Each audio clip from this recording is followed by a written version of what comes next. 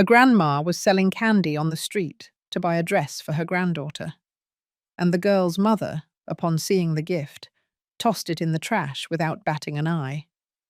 What no one expected is what the girl did next. A true story that's going to hurt you, but also move you to tears. The first time Mrs. Grace saw the dress, she knew it was the one. It was hanging in the window of a simple shop in downtown Philadelphia, nestled between school uniforms and clearance blouses. It was light blue, with white flowers embroidered on the hem and a small bow at the waist. It cost the same as a week of her complete sales. But she didn't hesitate for a second. That dress wasn't just clothing, it was her way of telling her granddaughter, "I see you, I love you, and you deserve something nice." But what Grace never imagined was that, upon giving that gift with all her heart, the girl's mother, her own daughter-in-law, would call it alleyway rags and throw it directly into the garbage can in front of everyone. And it was that scene, that act, that woke something up in little Lucy, something that even Sarah herself could never stop. If this story has already touched you, even a little bit, I invite you to subscribe to the channel and hit the notification bell, so you don't miss the next parts of this story that, believe me, is only just beginning. Give it a like if you also believe that some gifts are priceless. And write the word grandma in the comments so the world knows that love still exists. That very day, hours before everything happened, Mrs. Grace had gone out with the first ray of sun. She tied her scarf around her neck, put on her worn-out sneakers, and took the basket where she carried her homemade candies, peanut brittle, caramel, and taffy. "I'll make enough today," she said to herself, as she walked towards South Street, where the traffic light across from the gas station gave her 3 minutes to offer her candies to drivers. No one was waiting for her. No one was protecting her. But she was determined. At 72 years old, Grace wasn't selling to survive. She was selling for love. For that 6-year-old girl sleeping in the back room. The only person in the world who still hugged her tightly. Lucy, a girl with round cheeks, with a shy laugh and a look that said more than she could explain. Her mother, Sarah, was another story. Cold, hard, always in a rush, always annoyed. "Don't you dare interfere with my daughter, you hear me? You did enough raising your son the way you did," Sarah once told Grace, with venom in her voice. And although Grace never defended herself, that comment hurt her more than a punch. Because that son, Robert, was no longer there. He had died 2 years earlier, in a motorcycle accident, leaving a hole in his mother's heart and a daughter without a dad. Since then, Sarah let Grace live in a makeshift room in the backyard. Not out of kindness, but out of necessity. One more mouth to wash the clothes, sweep the entrance, and watch the girl when she wasn't around. Grace accepted, not for comfort, but for a very simple reason. She couldn't stay away from Lucy.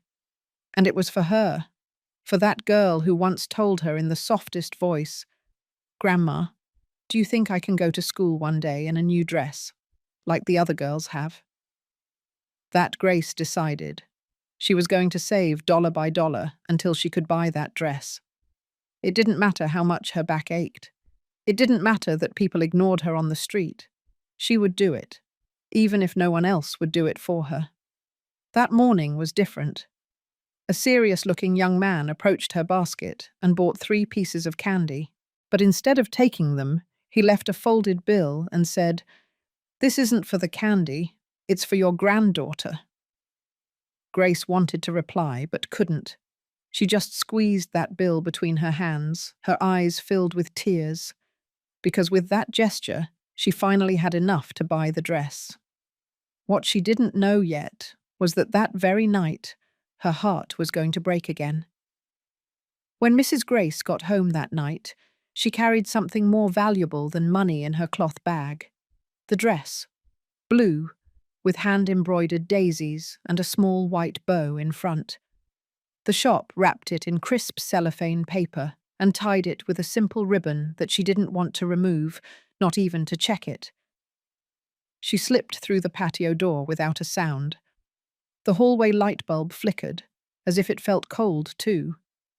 She left her candy basket on a bench, took a deep breath, and took out the dress with both hands, like someone carrying a miracle. Lucy was already asleep. She went up the stairs slowly, with the dress against her chest, and carefully pushed open the ajar door of the room. The girl was lying on her side, with an old teddy bear blanket and her rag doll under her arm. Grace left the folded dress on the chair beside the bed. She didn't want to wake her. She just placed a handwritten note in shaky script. "For my Lucy, with love from your grandma." Then she went downstairs without a sound, closing the door behind her with a tenderness that isn't heard, but is felt. She slept little that night. She woke up often, thinking about the face her granddaughter would make when she saw the dress at sunrise. That hope had kept her alive for weeks, and in that moment, it seemed enough to keep going for an entire year. But in the house upstairs, there was another woman who didn't share that tenderness. Sarah was already awake. She had been checking her cell phone since early morning, drinking coffee from a giant mug and muttering things under her breath. The street noise came through the windows, but she seemed more preoccupied with what was happening inside her house.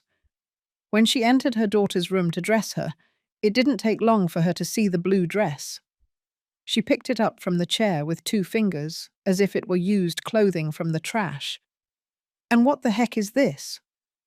Lucy, still with her eyes swollen from sleep, sat up. It's a gift from my grandma." Sarah raised an eyebrow, turned the dress over, and looked at it up and down. "This was brought to you by that woman. For what? So you can make a fool of yourself wearing this?" Lucy didn't say anything. She just looked down.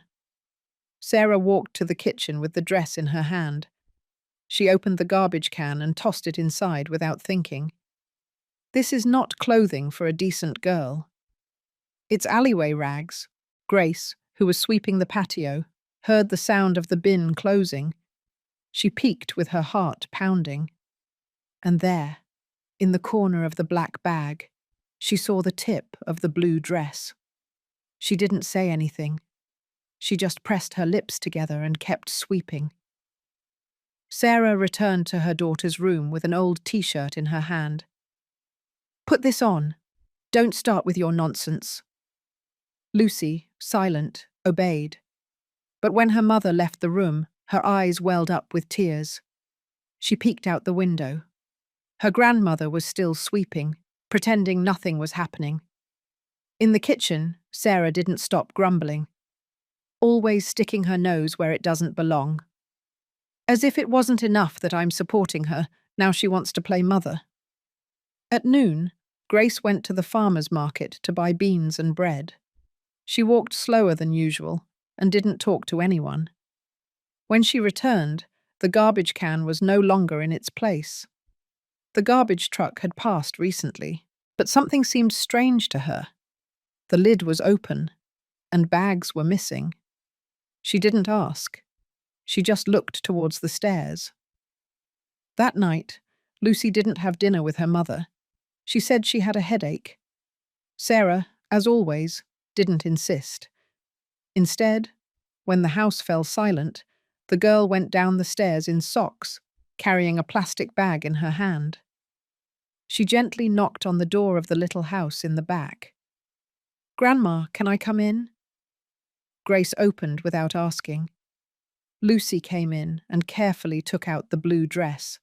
It had sauce and coffee stains, a loose thread on the sleeve, but it was still whole. "I took it out before they hauled it away. I didn't want it to leave. It's the nicest thing I have." Grace hugged her so tightly that the girl was breathless for a moment. Then, in silence, they sat together to wash it in a bucket, with warm water and pink soap. They gently scrubbed, one sleeve first, then the skirt. They changed the water twice. When they finished, they hung it on a line behind the little house, under the light of a weak bulb. They both looked at it for a long time, swinging in the breeze, as if it were a treasure floating among the stars. "Thank you, Grandma," Lucy whispered. Grace didn't answer. She just stroked her hair and covered her with a blanket while the girl lay down on her spare bed. That was the first night they slept together, and also the first that Sarah came down to the patio in silence, looking for her daughter. When she saw the light on in the little house, she clenched her fists. She went close to the door, but didn't knock.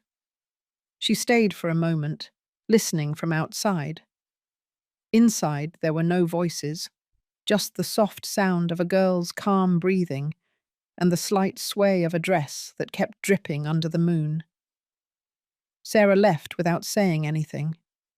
But the next day, something in her face would have changed, and it wouldn't be for the better.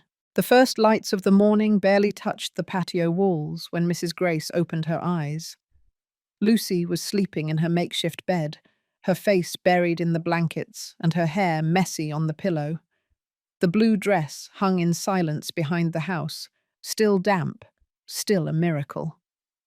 Grace sat up without a sound, tucked the girl in a little more, and carefully went out to make coffee. The aroma of cinnamon filled the little house. Everything seemed peaceful. But inside her, an uneasiness began to grow. It wasn't anger. It was something colder, deeper.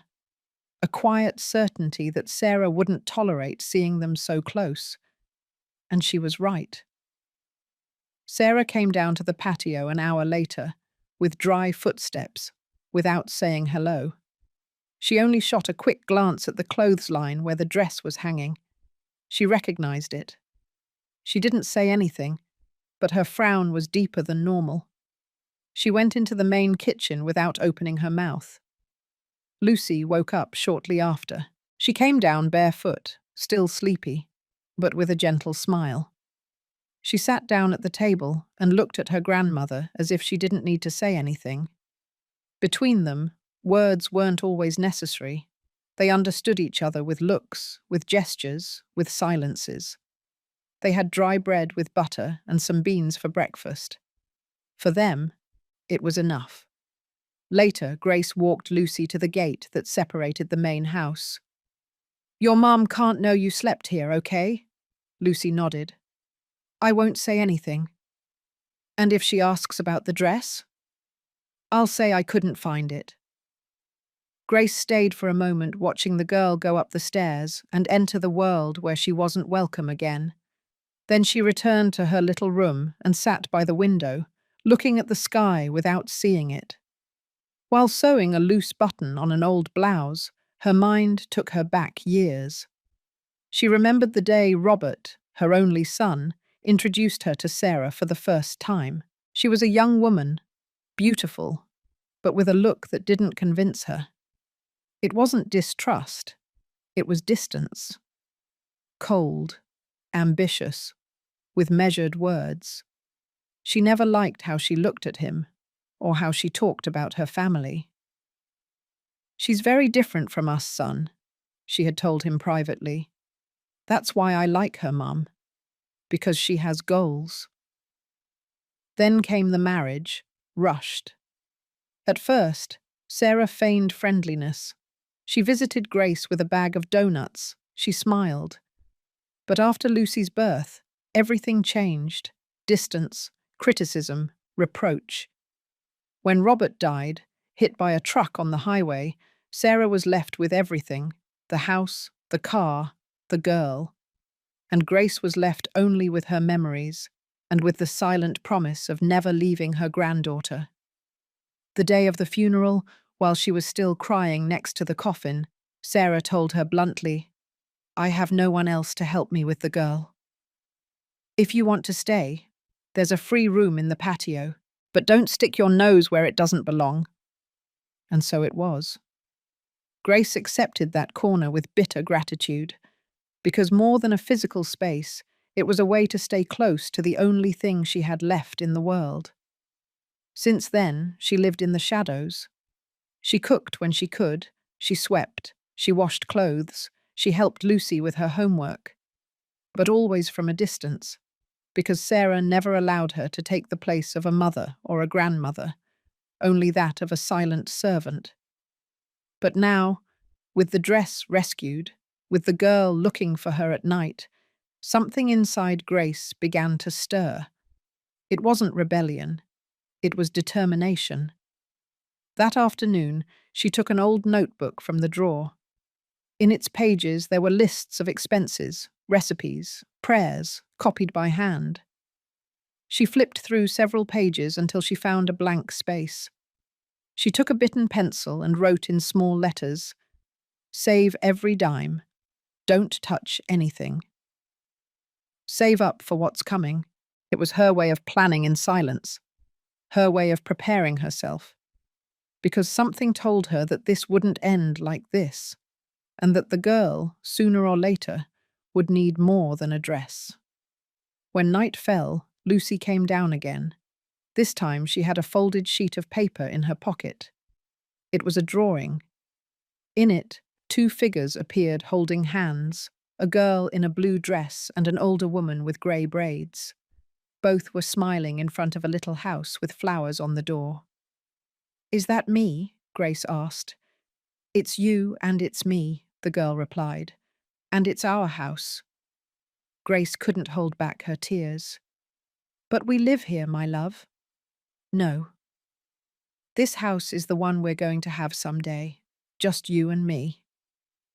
Grace hugged her so tightly she felt a knot in her chest.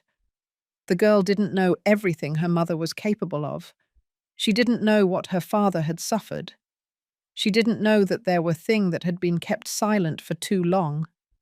But Grace knew it, and for the first time in years, she knew that she couldn't keep quiet forever. That same night, while the girl slept beside her, she got up, opened her old wooden trunk, and began to search among the yellowing papers. She was looking for something. A letter, a document, a written memory, something she had hidden and that she wasn't sure she wanted to read again. But it was no longer time for fear, because what was coming couldn't be faced with silence. And that letter was still there, folded between two tablecloths, exactly where she had left it, years ago. Grace took it out. Her hands were shaking. Her heart, too. The paper was wrinkled, but intact, and the name written outside still hurt like the first day. "For my mum, if something happens to me." Mrs. Grace sat down with the letter in her lap, and without knowing it, she had just opened the door to a past that Sarah had sworn to bury forever. Grace spent the rest of that night sitting in her old wicker chair with the letter in her hands. She didn't dare open it yet. The mere fact of seeing it, of feeling the weight of the sealed envelope on her fingers, turned her stomach as if the past were about to come through the door. But it wasn't time for memories. It was time to do what she had always done, resist in silence. At dawn, before the sun touched the hills on the outskirts of Philadelphia, Grace went out to the patio, washed her face with cold water in the sink, changed her faded blouse for another equally old but less torn one, and picked up her basket. Inside, taffy and coconut candies that she had prepared the afternoon before with the last of her sugar and molasses.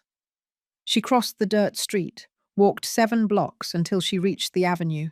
There, between the noise of the trucks and the smell of gasoline, she placed her body in front of the traffic light that divided South Street with the extension of West 2 Street. It was a strategic point. The cars stopped for almost 2 minutes, just enough time to approach and offer her candies to the drivers. "Get your candy, homemade with love," she said in her soft voice, looking hopefully at those who rolled down their windows. Some ignored her completely, others smiled but kept going. Sometimes the youngest ones played cruel jokes on her. Once they told her she should sell tissues instead, to cry over her old age. That morning, however, a man in a suit bought 2 candies and gave her a bill she wasn't expecting. "Keep it, Grandma. You remind me of mine." It wasn't much, but for Grace it meant taking another step forward. Around 10 o'clock, she sat on the curb and took out a small bag with dry bread. She accompanied it with a drink of water from an old bottle. When she finished, she stood up again, straightened her back as best she could, and returned to walking among the cars. Behind her, the city continued. People in a rush, office workers, students, mothers with grocery bags. No one knew who she was. No one asked why she was there. Only Lucy. Thinking about the girl gave her strength. Thinking about the way she hugged the blue dress while sleeping kept her on her feet. That dress wasn't just a gift. It was a promise. And even though Sarah had thrown it in the trash can, Lucy had rescued it. That changed everything. That night, upon returning home, Grace found a bag of rice and a small note next to the door of her little house. Someone in the neighborhood had left it there. "You are not alone," the paper said. She felt a lump in her throat. She picked up the bag, put it away, and that same night prepared rice pudding. When Lucy sneaked down, after Sarah had fallen asleep, they shared it sitting on the floor, laughing quietly so as not to wake anyone up. "Grandma, were you always poor?" The question took her by surprise. "Why do you ask?" "Because in the stories, the poor grandmas always end up being rich, or someone rescues them, or they become magical." Grace smiled, stroking her hair. "I am already rich, my love. I have the best granddaughter in the world." Lucy smiled back, but her eyes said something else. There was something in that girl that was becoming an adult before her time. A sad, silent glow, as if she understood more than she should. The next day, Grace returned to the traffic light, but this time it was different. A young man distributing flyers on the corner offered her an old stool. She accepted it gratefully. Sitting for 5 minutes between rounds of cars saved her spine. "Do you come every day?" the young man asked her. "Whenever I can. And what are you saving up for?" Grace hesitated for a second. "For my granddaughter." He didn't say anything else, but later he brought her a bottle of water and a couple of tortillas wrapped in paper. Gestures like that kept her going. They reminded her that there was still kindness in the world. Upon returning home that afternoon, she took out her old notebook and wrote down the amount she had collected that day. It wasn't much, but little by little, the coins began to fill the glass jar hidden behind the rags. Before sleeping, she sat on her bed with the letter she had found days earlier. This time, she opened it. The envelope crackled as if waking up after years of sleep. The handwriting was Robert's, firm but hurried. "Mum, if you're reading this, it's because something happened to me. I don't want you to think it was an accident. Sarah and I have been arguing a lot. She doesn't want Lucy to see you. She says you confuse her, that you put ideas in her head, but you know that's not true." Grace dropped the paper. She left it on her lap. "No, it can't be." Robert's voice was still there, between those lines. And the fear he felt, she now understood. The door to the past, once again, was opening without permission, and what would come out of it could no longer be stopped. The sound of the paper tearing filled the little room. Mrs. Grace had finished reading the entire letter. She closed her eyes for a moment and felt her chest tighten with a bitter mix of sadness, powerlessness, and something harder to name. An old fury, which had remained dormant for years. But it wasn't time to break down. That letter would be well kept, for now. In its place, there was something urgent she still had to fulfill, a purpose that had been born in the midst of contempt and silence, to put a clean, beautiful dress on her granddaughter's shoulders. That same morning, before dawn, Grace took her jar of coins. She emptied it onto the bed. She separated every coin, every dime, nickel, and quarter. She smoothed them onto the sheet with the same care a mother arranges her child's clothes before the first day of school. The total was just right, $57.50. And it was enough. She placed the money in a small cloth bag, hid it in her blouse, tied her scarf tightly, and left the house before Sarah woke up. She walked decisively toward downtown Philadelphia. The streets were still damp from the morning dew. As she passed, the first municipal market stalls were being set up, and the smell of freshly baked bread enveloped her. She passed butcher shops, bakeries, and shoe stores until she reached the shop she had seen weeks ago, a simple clothing store with a hand-painted sign that read, "Girls Specials from $49. The dress was still there, in the window. Sky blue, with small embroidered daisies on the hem, a white bow in the center, and short lace sleeves. She entered the premises, and an older woman, with a kind face and red-dyed hair, approached her. "Can I help you, dear?" Grace pointed with a trembling finger.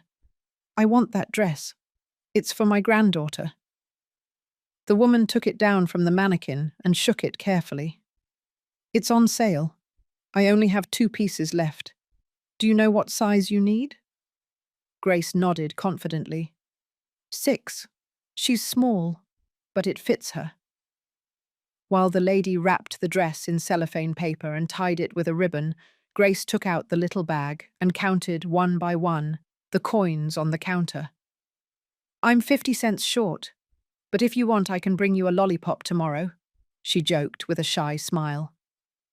The saleswoman let out a gentle chuckle. "Don't worry. Take it. Your granddaughter is going to look beautiful." Grace took the package with both hands. It wasn't just clothing. It was something more. It was dignity. It was tenderness. It was a way of saying, "I love you," without words. Before leaving, she took a folded paper from her purse. She had written it the night before, after reading her son's letter. On it, it said, "For my Lucy, may this dress always remind you that you are valuable, that you deserve good things, and that no matter what, your grandma will always be with you." She signed with blue ink, "Grace." She put the note inside the package, between the paper and the dress, and left the store walking with a light heart for the first time in a long time. Upon arriving home, the sun was already bathing the tin roofs. Sarah still hadn't left the room, and Lucy was playing sitting on the doorstep of the entrance, drawing on a recycled sheet with broken pencils. "Come here, my love. I want to give you something." The girl ran to the gate. Grace carefully took out the package and handed it to her underneath. "Don't open it now. Hide it, okay? Take it to your room and open it when no one sees you." Lucy received it as if she were being given a star. She hid it under her shirt and ran up the stairs without saying a word. Her little eyes were shining. Grace watched her disappear and then returned to her little house with a smile that crossed her entire face. That night, Grace couldn't sleep. She went to bed early, but every time she closed her eyes, she imagined Lucy's little face opening the gift. She wondered if she would like the color, if she would try on the dress in front of the mirror, if she would feel pretty. She allowed herself to dream of something good for once. The next day, everything changed. From the window of her little house, Grace heard Sarah's footsteps on the upper floor. Quick, heavy, then a door slam. Afterward, silence. And finally, Sarah's voice resonated like a sharp knife. "What is this, Lucy?" Who gave you this?" The girl's answer was a whisper.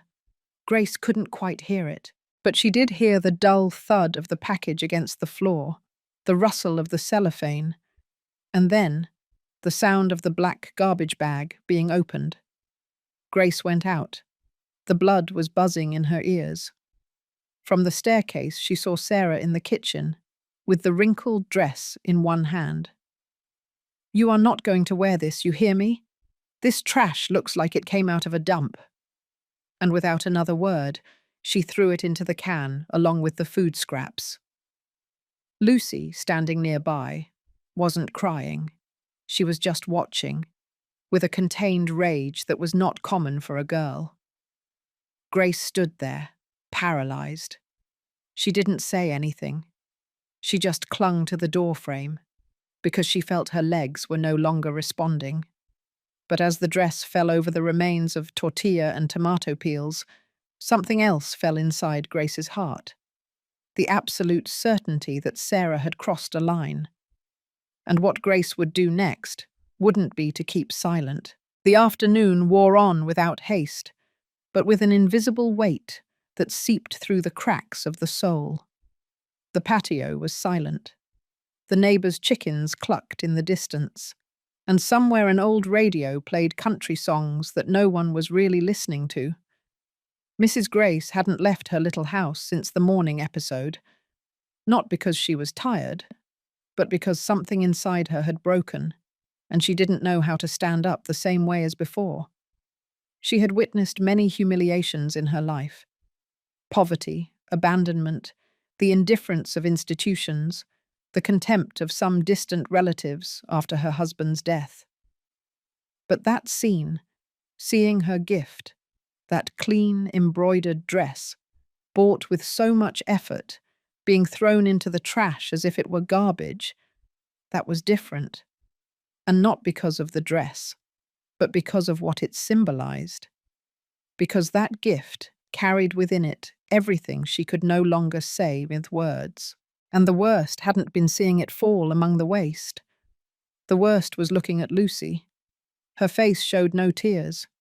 She didn't throw a tantrum. She just remained silent, as if she had understood something that a child shouldn't understand, as if something inside her had also broken. Hours later, the house was still silent. Sarah, as if nothing had happened, left for work. Lucy locked herself in her room. Grace, for her part, remained sitting by the window, her hands clasped in her lap, watching the clouds pass as someone who waits for an answer from the sky. At nightfall, the girl's small footsteps were heard on the stairs. She came down slowly, with the care of someone who doesn't want to be heard. She carried an unlit flashlight in her hand and a cloth bag hidden under her sweater. She gently knocked on the door of the little house. Grace opened without surprise, as if she already knew her granddaughter would come. Lucy entered without speaking. She hugged her grandmother tightly, very tightly. And then, without saying anything, she took the blue dress out of the bag. It was stained, wrinkled, it smelled of old food and sour coffee, but it was whole. "I took it out before the garbage truck passed," she said in a low voice. "I hid when Mum left. I was scared. But I wasn't going to let her throw away your love." Grace looked at her for a long time. She didn't say anything. She just knelt down next to the wash basin, turned on the cold water faucet, and began to fill a bucket. Lucy understood immediately. The two of them set to work, side by side, as if washing that dress were the most sacred thing they would do in their lives. They scrubbed every corner with soda soap. They removed the stains with lemon and salt. They rinsed it 1, 2, 3 times. Then they hung it on the clothesline under the light bulb in the backyard, which barely flickered. The dress dripped, held by 2 rusty clothespins, like a symbol of resistance. "We're going to keep it, Grandma," Lucy said as she dried her hands.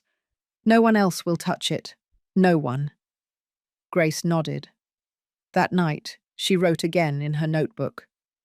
Lucy saved it. She rescued it. She doesn't forget. She doesn't let them trample on what is made with love. She is not like her mother.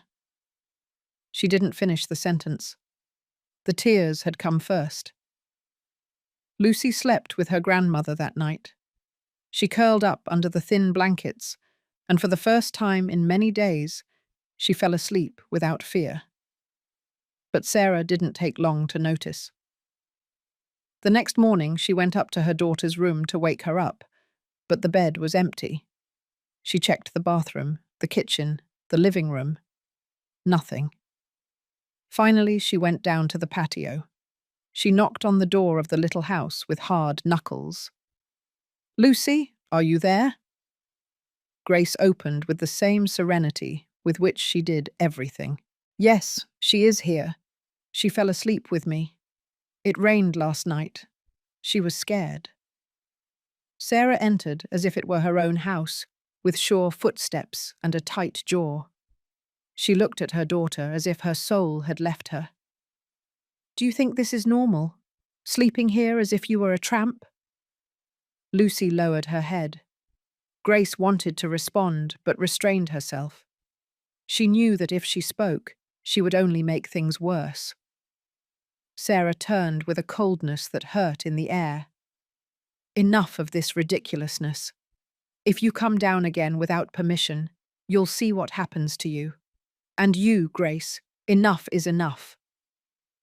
Don't put ideas in the girl's head. She is not your daughter." The phrase fell like a stone. She is not your daughter. Grace carefully closed the door when Sarah left.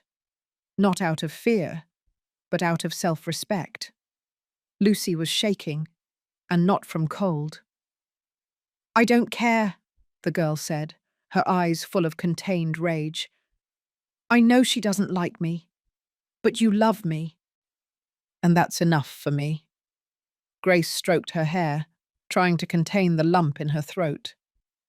That afternoon, they took the now dry dress upstairs, folded it carefully, wrapped it in a clean bag, and hid it among the blankets on Grace's bed. The girl didn't want it to go back to her room. "We'll keep it here instead. It's safe here." And Grace didn't argue. She just hugged her tighter. But that night, while Lucy slept and the house held its false silence, Grace took out her son's letter again. She read it again, slowly, as if every word was an echo becoming clearer, and then she understood. Robert hadn't pulled away because of his work, or because of stress, or because of pride. Robert had kept quiet out of fear, and now Grace knew exactly what she had to do. But she wasn't going to rush, because the truth, when it's revealed, has to hurt enough so that they can't bury it again. That night, while the lights of Philadelphia flickered in the distance like impatient stars, Lucy didn't sleep. She stayed awake next to her grandmother, her eyes wide open looking at the low ceiling of the little house. She stroked the edge of the blanket while her thoughts spun, without stopping. She didn't understand why her mother treated her like that. She didn't understand how someone could despise something so beautiful. But above all, she didn't understand why the affection her grandmother gave her seemed to bother her so much. Because that's what she felt when she was there. Affection, without shouts, without orders, without senseless punishment. When she heard the last door slam from the upstairs and the lights went out completely, she knew the time had come. She got up slowly without making a sound and headed for the corner where they had hidden the blue dress. She carefully took it out. It was clean, dry, and still smelled of soap. She spread it out on the bed and examined it carefully. In the dim light of the bulb hanging from the ceiling, the embroidered daisies seemed to shine by themselves. "No one will ever throw you away again," she whispered. "No one." She folded it precisely, as if it were something fragile. Then she looked for a cardboard box that her grandmother kept under the bed, where she previously had threads and buttons. She emptied the contents and placed the dress inside. Then, she covered it with her grandmother's scarf, the softest one, the one she wore to church when it was cold. She closed it, without saying a word, and slid the box under her bed, against the wall. Mrs. Grace had been watching her from the other side of the room. She hadn't said anything. She didn't need to. She knew her granddaughter was doing more than just storing clothes. She was making a decision. Lucy sat down next to her. She cuddled into her arms and said, "I'm going to take care of it as if it were a treasure, because it is." Grace hugged her tightly. She kissed her forehead and murmured, "You are my treasure, Lucy. Nothing is worth more than you." The next day, Sarah came down to the patio with heavy footsteps. She had noticed that the girl was becoming quieter, firmer, more like her grandmother, and that irritated her. She couldn't stand the idea of losing control. The girl was hers. She was her daughter, not that old woman who lived in the back like a parasite. "Where are you, Lucy?" she shouted from the hallway. The girl, who was inside the little house helping Grace sweep, dropped the broom and went out immediately. "I'm here, Mum." "You're here again? Didn't I tell you I don't want you coming down without permission?" "I was just helping Grandma. That's all." Sarah came down the steps and stood in front of her with her arms crossed. "Since when do you disobey me? Do you think you can do whatever you want now?" "It's not that," Lucy replied, looking down. Sarah grabbed her arm forcefully and pulled her upstairs. "Let's go. And you, Grace, I don't want to see the girl coming in here again. Understand? This is not your house." Grace didn't respond, but in her eyes there was a firmness that hadn't been there before, one that was born from pain, yes, but also from something stronger, dignity. That afternoon, Lucy didn't want to come down. She didn't talk during dinner either. She just ate in silence and locked herself in her room. Later that night, she came down again. She brought the dress box in her arms. She knocked on the door, and when her grandmother opened, she told her something Grace didn't expect. "I'm going to hide it where Mom will never find it, because this dress is like you, and I don't want anyone to soil it again." Grace looked at her in silence, with a lump in her throat.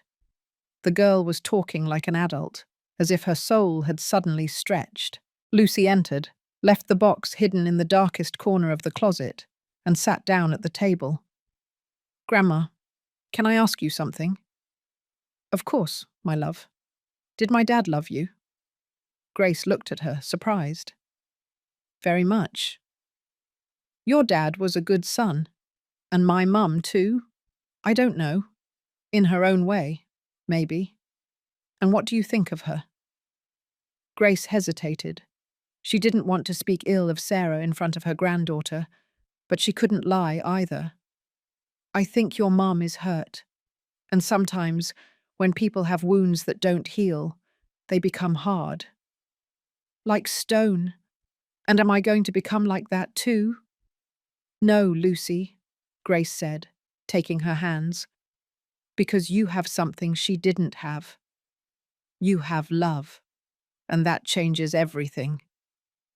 Lucy hugged her, leaned on her legs, and fell asleep there, like when she was younger and still didn't understand what rejection was.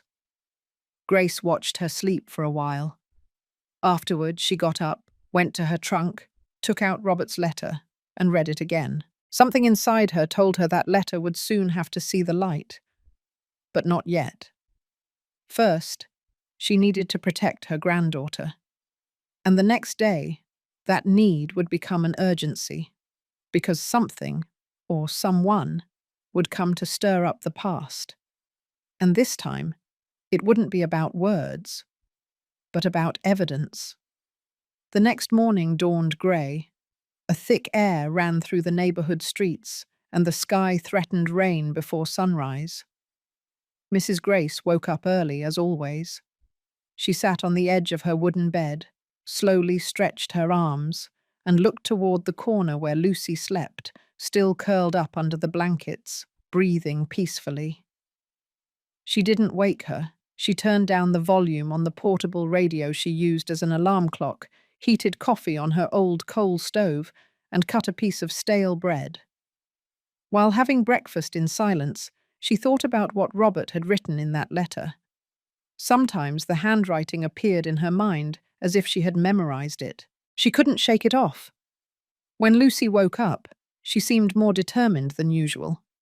She washed her face, combed her hair herself, without her grandmother saying a single word, and went straight to the box where they had hidden the dress. She took it out. She held it in her hands as if it were something sacred. "Aren't you going to sell candy today?" she asked, while arranging the piece of clothing on the bed. "Yes, later." "Why?" "Because I want you to help me iron it. I want to make it perfect."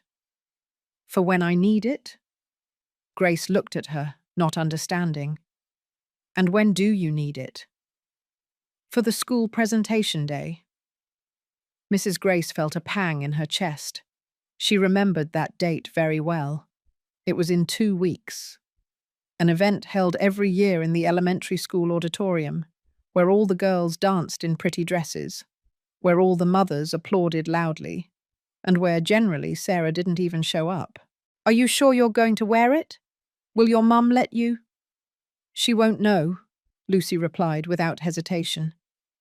"I'll put it on here, with you, and then I'll go straight to school." Grace didn't know whether to worry or be proud, but she nodded. Sometimes, silence is also a form of support. They looked for the charcoal iron they had stored for years. It wasn't modern, but it worked. Grace put the pot of water on to heat up, to dampen a cloth, and together they began to iron the dress patiently. There was no hurry. They carefully ran the iron over the fabric, as if they were repairing the wounds that Sarah's hands had left. "You know what I think?" Lucy said, as she ran her fingers over the lace on the sleeve. "What?" "That this dress is like you." "Like me?" "Yes. People look at it and don't think it's worth anything. But when they get to know it, when they see how it was made and how much love it has, they don't want to let go." Grace smiled. She didn't say anything else. Sometimes, a child's words say more than a lifetime of sermons. Once finished, they folded it carefully and put it back in the box. Lucy looked at it before closing it. "Today we're going to hide it really well." She climbed onto a small shelf hidden behind the wardrobe. It was a place where no one had put their hand for years. There, between a box of old threads and a dusty blanket, she placed it. "Done. No one touches it." Grace noticed that her granddaughter's voice sounded different. It no longer had that tremble of a child who fears being discovered.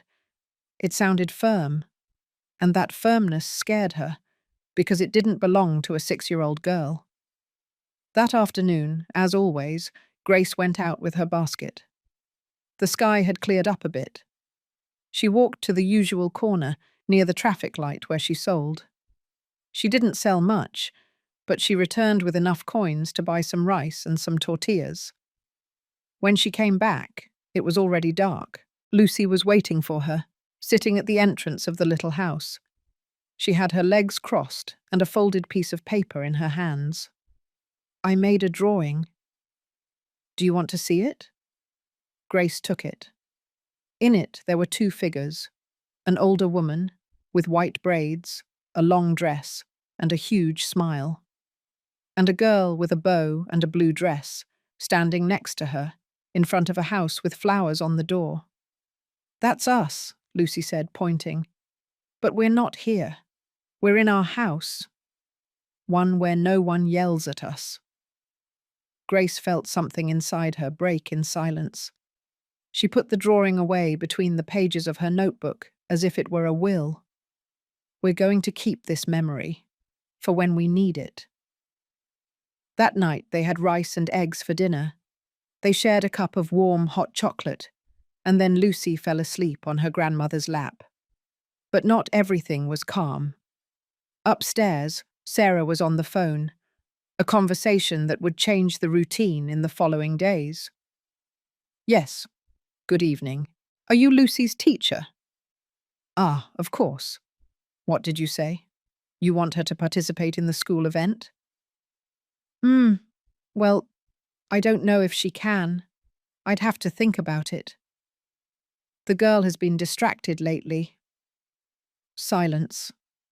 Then Sarah added, She's very attached to her grandmother, and that's not good for her.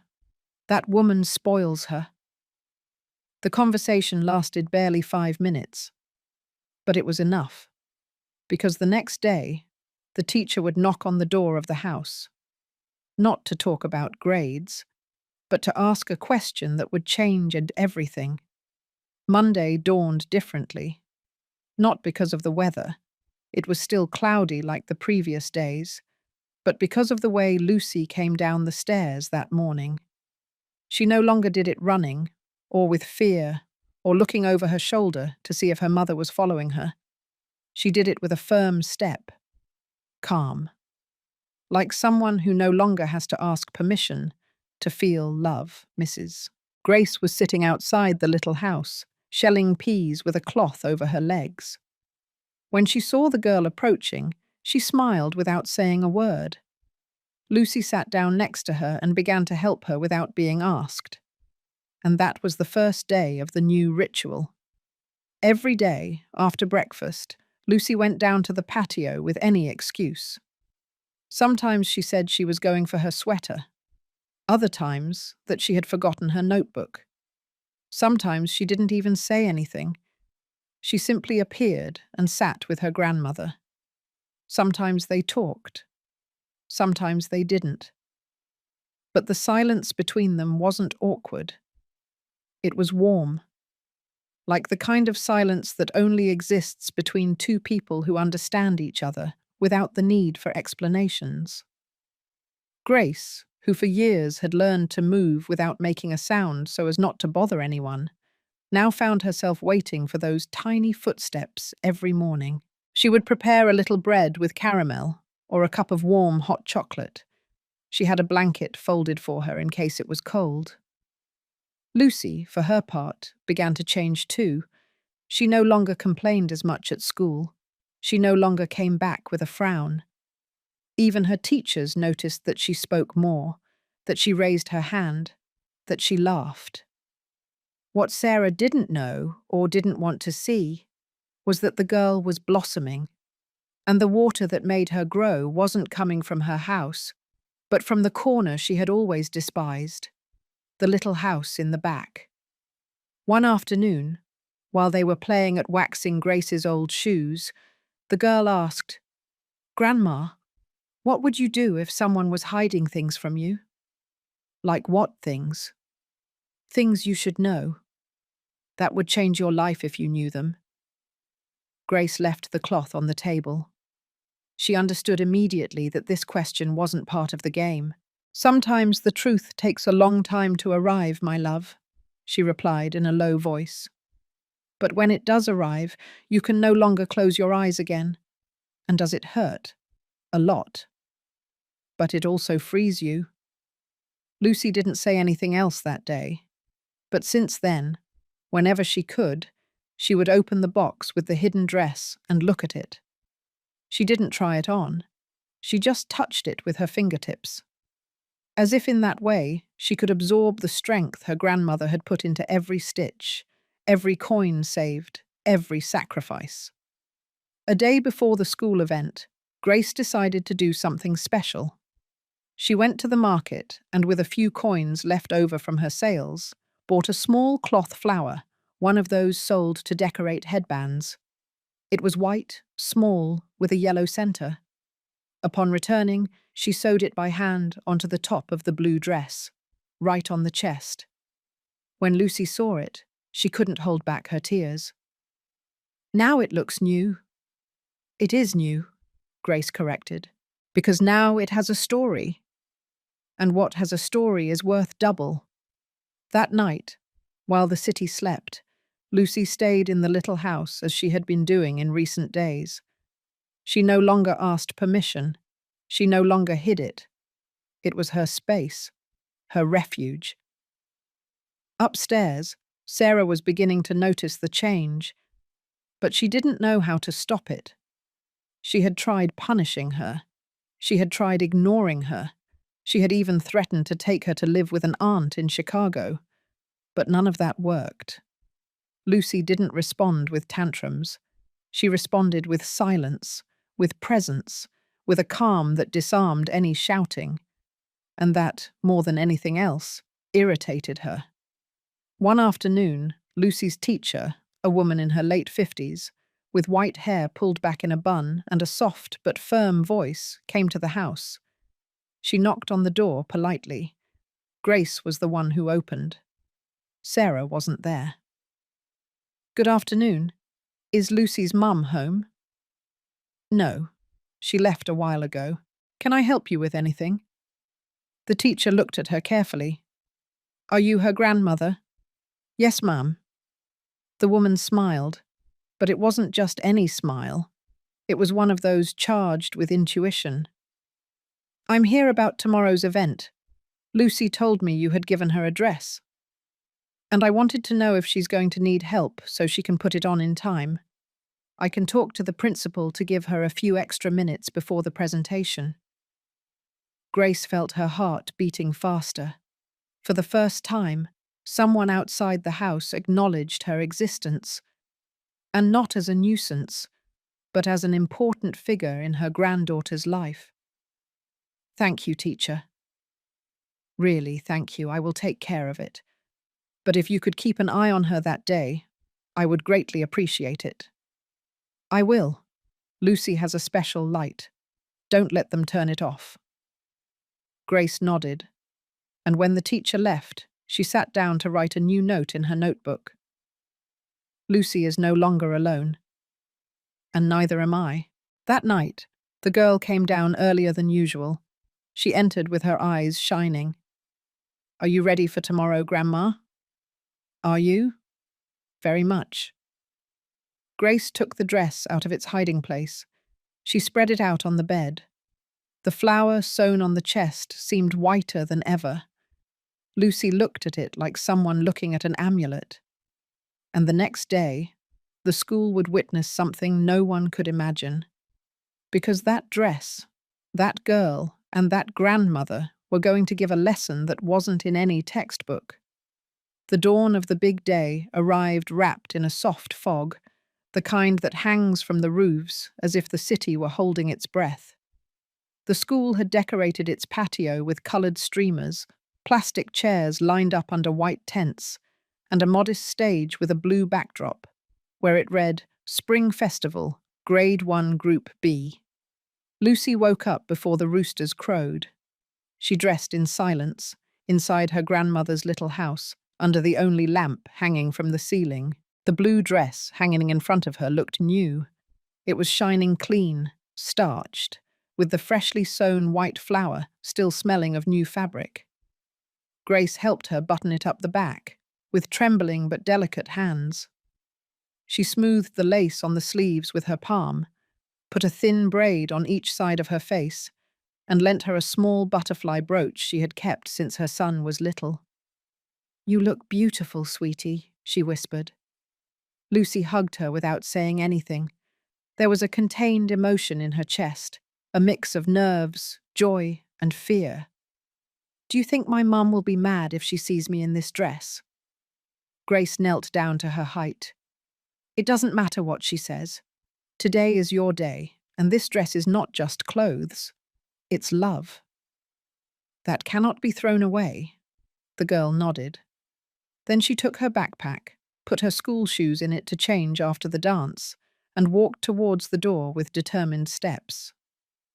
Grace watched her walk away with her heart in her throat, not out of fear that Sarah would discover everything, but because in that moment she understood that Lucy was no longer the same. The sweet, shy, obedient girl had become someone capable of defending what she loved, even if it hurt. In the main house, Sarah came down later. Still with her cup of coffee in her hand, she searched the whole house for Lucy and didn't find her. She went up and down the stairs until she reached the patio. "Where is the girl?" Grace came out with a rag in her hand, pretending to be busy cleaning. "She already left for school. She wanted to get there early." Sarah frowned. "And why didn't she tell me?" "Maybe she didn't want to wake you up. She was excited about the festival." "And what clothes did she leave in?" "Her uniform, I suppose." Sarah stared intently at her mother-in-law. For an instant she seemed to suspect something, but she didn't say more. She turned around, muttering something under her breath, and returned inside the house. At school, parents and mothers began to fill the seats. Some girls nervously ran behind the stage, adjusting ribbons and flowers. Lucy's teacher was waiting for her near the classroom with a calm smile. "Ready, my girl?" Lucy nodded with an unusual seriousness for her age. "Yes, teacher. You look beautiful," the teacher said, leaning toward her. "Your grandmother helped you, right?" Lucy smiled. She didn't say anything, but the look confirmed everything. The music for the first number began to play. The parents applauded enthusiastically. A group of children danced a folk song while cell phone cameras captured every step, every smile. When Group 1B was announced, Lucy took her position. The music began, and the children moved to the center of the stage. She was in the front, with the blue dress billowing with every movement. The audience murmured, "Look at that girl. What a beautiful dress. It looks handmade." Her mum really put in the effort, and among the parents in the audience, Sarah appeared. She arrived late, as always. She sat in the back, without much interest. But when she saw her daughter, the expression on her face hardened. The dress. The same dress. The one she had thrown in the trash. For a moment, she thought she was mistaken. But then she saw the flower. The white flower that wasn't there before. Sarah clenched her jaw. Her face changed color. She wanted to get up, but she was surrounded by mothers who were congratulating her. "Your girl is so beautiful. That dress fits her like a glove." "Where did you buy it?" Sarah didn't respond. She just swallowed and forced a smile. Lucy, from the stage, had seen her, but she didn't look down. She kept her head high and finished the number with her head held up. When the song ended, everyone applauded. Even some stood up. Grace, who was hidden behind the classroom, watched everything from an open window. She couldn't stop the tears from escaping, not out of sadness, but out of pride. Her granddaughter was there, shining, and no one could say she didn't deserve it. After the event, the children gathered with their families. Most received hugs, photos, flowers. Lucy didn't run to her mother. She went straight to her teacher, who was waiting for her with a small candy wrapped in cellophane. "You earned it, champ," she said. "Can I give it to my grandma?" "Of course." And at that moment, while looking for Grace, she felt a hand on her shoulder. It was Sarah. "You and I are going to talk at home." Lucy looked at her serenely. "Okay." She didn't argue. She didn't yell. She didn't complain. But that calm unleashed something in Sarah, something that grew in silence and would explode sooner than anyone imagined. Because that very night, Sarah would do something that neither Grace nor Lucy were prepared to face. Something that couldn't be undone. That same night, after the school event, the whole house breathed a strange air. It wasn't calm. It was something tense, dense, like the moment just before a storm hits. Lucy had dinner in silence, barely touching the rice and vegetables her mother had served. Sarah didn't talk much either. She only watched her out of the corner of her eye, as if measuring her every gesture. When the girl got up to wash her plate, Sarah stopped her with a single phrase. "Tomorrow, you are not going down to your grandmother's. Did you understand me?" Lucy didn't respond. She put away her plate, went up the stairs, and closed her room door without saying a word. She no longer fought. She no longer argued. Because she had learned that well-used silence can be louder than a scream. That night, she didn't go down to sleep with Grace, but not out of fear of her mother. She did it to protect her. She knew that if Sarah discovered her, the punishment would not fall on her, but on the woman who least deserved it. The next day, she went to school with her uniform ironed and a well-made braid that she fixed herself in front of the mirror. She didn't speak to her mother in the morning. She walked to school alone and entered the classroom as if she had been doing it for years without company. Her teacher, Mrs. Nancy, a woman over 60 years old, with a calm voice and maternal manners, greeted her with a different smile that day. She knew what had happened. Other teachers had told her, even a mother who had witnessed the argument after the festival. After the first recess, when the other children went out to the playground to play, the teacher called her to her desk. "Lucy, can you stay for a moment?" The girl nodded. She approached with her notebooks hugged to her chest, expecting a task, a correction, but that wasn't what she received. "I just want to talk to you," the teacher said. "Not as a teacher. As a woman. As someone who sees more than others believe." Lucy frowned. She didn't understand. "I saw your dress yesterday, and I don't want you to lie to me. Who gave it to you?" The girl hesitated for a moment, then looked down. "My grandma." "And did your mum know?" "Not at first, but then yes." The teacher fell silent. She took a deep breath and placed a hand on the girl's. "Look, Lucy, I grew up with my grandmother too. And I know what it feels like to have a mother who doesn't understand how to love us. I'm not saying your mum is bad, but there are people who don't know how to nurture. They only know how to control, and that can hurt a lot." Lucy felt something in her chest move. She didn't cry, but her lips trembled slightly. "Is it wrong that I love my grandma more?" "No, my love. It's not wrong. What's wrong is having to hide it. It's that my mum gets angry. And do you know why?" Lucy shook her head. "Because your light reminds her of everything she can't give, and that confronts her. It scares her, but that's not your fault. You don't have to carry what others don't know how to resolve." The girl took a deep breath. No one had ever spoken to her like that. "Teacher, can I confide something in you?" "Of course, my girl." "My grandma found a letter from my dad. It says strong things. Things about my mom. I don't really understand, but I think my dad wasn't happy, and that he wanted to protect us." The teacher looked at her carefully. "Does that letter exist?" "Yes. My grandma has it. It's handwritten. It says that if something ever happened to him, she should know the truth." Mrs. Nancy felt a shiver run down her spine. "Lucy, I want you to listen to me carefully. That letter could be very important.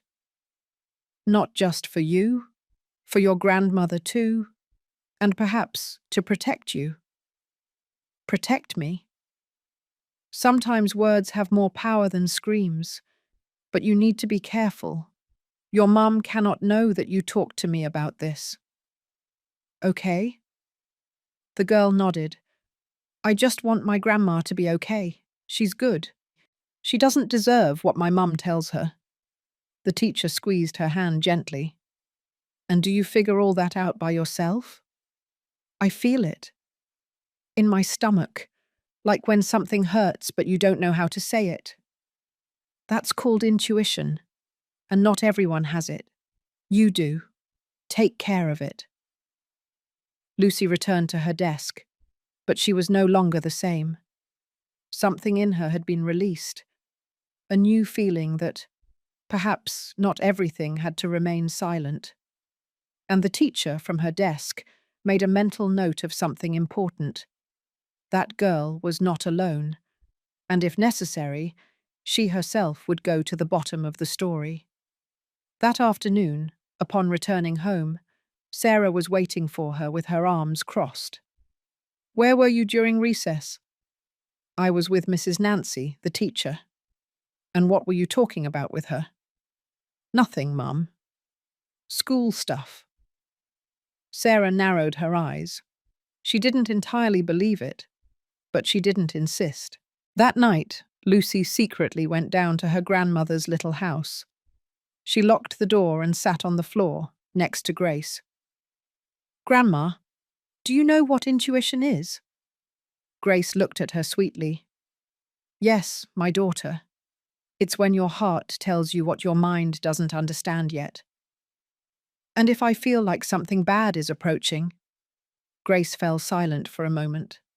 Then she said, "Then we have to prepare. Because if something is coming, this time it won't find us silent." And that same night, without knowing it, Sarah would open a box she should never have touched. And what she would find there would be the beginning of her own downfall. It dawned with a bright sun, unlike what had been seen for weeks. The sky was clear, the trees in the school patio swayed with a gentle breeze, and the teachers were decorating the hallways with ribbons early in the morning. The festival was about to begin. Lucy woke up with an accelerated heart, not out of fear, but out of a mix of nerves and hope. That morning she hadn't gone down to sleep with her grandmother, but before dawn, when Sarah was still asleep, she got up in silence and went down barefoot to the little room in the patio. Mrs. Grace was already awake, preparing hot water for coffee. When she saw the girl enter with shining eyes, she knew that day would be different. "Ready, my princess?" she asked with a slight smile. Lucy nodded firmly. "Today, yes, Grandma. Today we are going to shine." Grace took the blue dress out of its hiding place with the same delicacy with which a relic is cared for. She spread it out on the bed and smoothed it with her palms. Lucy took off her pajamas and stood waiting. The grandmother dressed her slowly, buttoning every button, adjusting every fold, as if her life depended on it. Then she braided her hair into 2 long ropes with white ribbons and put the butterfly brooch on one side. "You look beautiful, my girl. It's because of you," Lucy replied, turning to look at herself in the mirror hanging on the wall. And for the first time in a long time, she felt that way. Beautiful, valuable, loved. Grace wrapped a pair of black shoes in a cloth bag. The girl would put them in her backpack to put them on before the dance. She couldn't leave the house wearing the dress. Sarah would notice immediately. "Do you know the steps well?" "Yes, Grandma." "The teacher says I'm in the first row. Then dance with your heart. Let it show who you are." Lucy hugged her tightly and left the little house through the back door, the one that led to the alley, the one they almost never used. She went up the sidewalk of the block, as if coming from the store, and entered through the main door just as Sarah had left the bathroom. "You're late." "I went to look for my notebooks." "And why are your eyes so red?" "It's the sun." Sarah didn't pay her any more attention. She poured coffee for herself and cereal without milk for the girl. "Finish quickly. I'll go to the festival later." "I can't miss work." Lucy ate in silence, put the uniform in her backpack, and left. On the corner, Mrs. Nancy, her teacher, was waiting for her, just as they had agreed. "Do you have it?" The girl opened her backpack and showed her the carefully folded dress. "Very good," the teacher said. "Come to the classroom with me. You can change there." The classroom was empty, Some desks still had cookie crumbs from the day before. The teacher closed the door, and Lucy dressed with her help. She tied her ribbons, adjusted her shoes, and gave her a hug before going out to the patio. "You are not an ordinary girl, Lucy. Today you are going to prove it." The girl nodded, speechless. She walked toward the stage with her head held high, as if every step was part of a promise. The event began with songs, then came poetry, and finally the dances. When it was Lucy's group's turn, the music started with a folk song beat, cheerful, strong, alive. She was in the center of the group, surrounded by classmates in colorful dresses, but Lucy's blue stood out like a star in the sky. The embroidered daisies seemed to bloom with every spin, with every firm step. The audience applauded. Fathers and mothers took out their cell phones. A mother commented out loud, "Look at that girl. Could she be Sarah's daughter?" Another replied, "Yes, but I've never seen her like this. What a beautiful dress. It looks like it was made with a lot of love." Sarah had arrived a few minutes earlier, dressed in her work blouse and a hardened expression. From the back of the patio, she recognized the dress instantly, the same one she had thrown away, the same one she herself had emotionally trampled on. She felt a knot in her stomach, not out of pride, out of rage, out of shame, because she knew everyone around her was congratulating her for something that wasn't hers. "How lucky your daughter is, huh? So loved by her grandmother." Those words tore her apart, inside, like broken glass. Lucy, from the stage, saw her, but she didn't look down. On the contrary, she maintained her presence with a serenity that did not belong to a 6-year-old girl. She finished the number, bowed in reverence along with her classmates, and stepped off the stage with dignity. When the event ended, the children ran to hug their parents. Lucy didn't. She walked toward Mrs. Nancy, who was waiting for her with a handkerchief to wipe the sweat from her forehead. "Did I do well? You did perfectly." Then, as if something inside her was activated, the teacher knelt down to her height and said, "Would you like us to talk to someone who can help you? Who can help you and your grandmother?" Lucy nodded, but before responding, a dark shadow appeared behind her. It was Sarah. "Can we talk alone?" The teacher stood tall. "Of course, but with respect, please. We are in a school." Sarah knelt down in front of the girl. "You are coming with me. And that dress, I want you to take it off as soon as we get home." Lucy didn't move. "I'm not going to take it off." "What did you say?" "I'm not going to take it off," she repeated. "My grandmother gave it to me. And I earned it." Sarah grabbed her arm. "Don't you ever challenge me in front of anyone again, Lucy. You don't give the orders." The teacher took a step forward. "With respect, Mrs. Sarah, you cannot treat her like that in front of others. If you want to talk, we'll do it in the principal's office." Sarah let go of the girl with contained force. "I don't need anyone to tell me how to raise my daughter."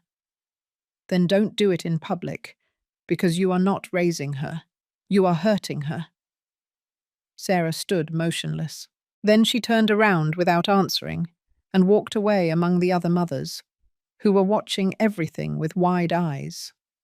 That same afternoon, Grace was waiting sitting on the patio bench with a glass of iced tea and her legs covered with a blanket. When she saw Lucy arrive, still wearing the dress, she ran to hug her. "I saw you, my love. You danced as if you were flying." Lucy handed her the handkerchief the teacher had given her. "Mrs. Nancy wants to talk to you. She says she knows someone who can help us." Grace fell silent. "Help us with what? With telling the truth?" And as she said those words, she didn't know that Sarah, from the window of the second floor, was watching them with her eyes full of fire. That night, something would break forever, because Sarah was no longer going to stand idly by. And this time, she wouldn't come alone. The Monday following the school festival dawned quieter than usual. The neighborhood streets woke up with their usual noises: brooms sweeping the sidewalk, children hurrying to school, ladies watering plants from the gates. Everything seemed the same on the outside. But inside Sarah's house, something had changed. Sarah was preparing her coffee with a stiffness in her body that hadn't left her since Saturday. She moved with abrupt movements, as if she wanted to break something with every step. She wasn't speaking. She was barely looking. The image of Lucy in the blue dress still ran through her mind like a thorn she couldn't pull out. The girl came down with her backpack on her shoulder and her hair braided, ready to go to school. "Good morning, Mum." "You have 5 minutes to eat breakfast." Lucy poured herself a cup of cold milk and a slice of bread. She didn't complain. She was used to the fact that love didn't come from the kitchen. While she ate, Sarah watched her without speaking. There was something in the girl's gaze that deeply bothered her. It wasn't rebellion or defiance. It was calm. And calm in someone who has been hurt is more dangerous than a scream. "Today you are not going down to your grandmother's. I want you to help me clean your room. After school, yes." "No. After school you stay upstairs. Enough of so many visits down there." Lucy didn't say anything. She just finished her bread, stood up, and went out the door. Sarah squeezed the cup so hard that she broke it unintentionally. The hot coffee spilled onto the table. "Damn it," she muttered as she ran for a rag. That same morning, Grace was sitting on the bench, shelling fresh peas for lunch. She greeted the neighbors, as usual. Some returned the greeting kindly, others with more enthusiasm than usual. Even a lady, Mrs. Betty, stopped in front of her gate. "You're Lucy's grandmother, right?" "Yes, ma'am." "Why?" "I just wanted to tell you that your granddaughter looked beautiful at the festival. My daughter still talks about her. They say she looked like an angel dancing in that blue dress." Grace smiled humbly. "Thank you very much. That's kind. And well, you know how things are in the neighborhood. They say you were the one who gave her the dress. Is that true?" Grace hesitated. She looked toward the house, took a deep breath. "Yes, ma'am. With a lot of effort. But yes." "Well, that's good. Really. Because if it were up to the mother, that girl wouldn't even have a ribbon in her hair." The neighbor left, but her words didn't. Grace felt something was stirring in the neighborhood. The story was coming out of confinement, and not because of her, but because of the girl. That same day, while Sarah was walking down the street toward work, she was intercepted by another mother from the school. "Hey, Sarah, your daughter stole the show, huh?" "Yes, well," she replied, uncomfortable. "And that dress? Gorgeous. Where did you buy it?" "I want one just like it for my niece." Sarah feigned a smile. "A friend sent it to me from California. It was a gift." The other woman nodded. "Well, how lucky. Although several mums are already saying that it was the grandmother who made it for her." Sarah stared at her, annoyed. "Who told you that?" "Oh, woman, you know how the neighborhood is. Everything gets known." By the afternoon, the comment had already spread through several blocks.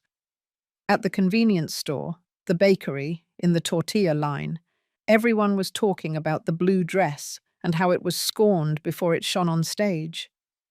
They say the mum threw it in the trash and the girl rescued it. They say the grandma sells candy at the traffic light to save up for the girl. They say the mother is ashamed of her mother-in-law, but takes all the credit. They say the girl doesn't even want to go up to her house anymore. They say, they say, they say. Grace listened to bits of those conversations while washing clothes in the patio. She didn't say anything, but her heart pounded hard, because although all that hurt, it was also the first time that the truth, however small, began to come to light. That night, Lucy came down, as always, with soft steps.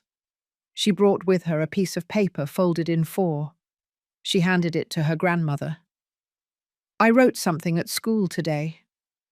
The teacher asked me to keep it with you." Grace unfolded the paper. It was a composition. "My hero doesn't wear a cape. She has grey braids and hands that smell like soap and corn. My hero doesn't shout. She whispers.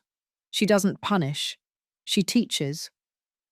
My hero doesn't have a car or luxuries, but she has time, and that is worth more.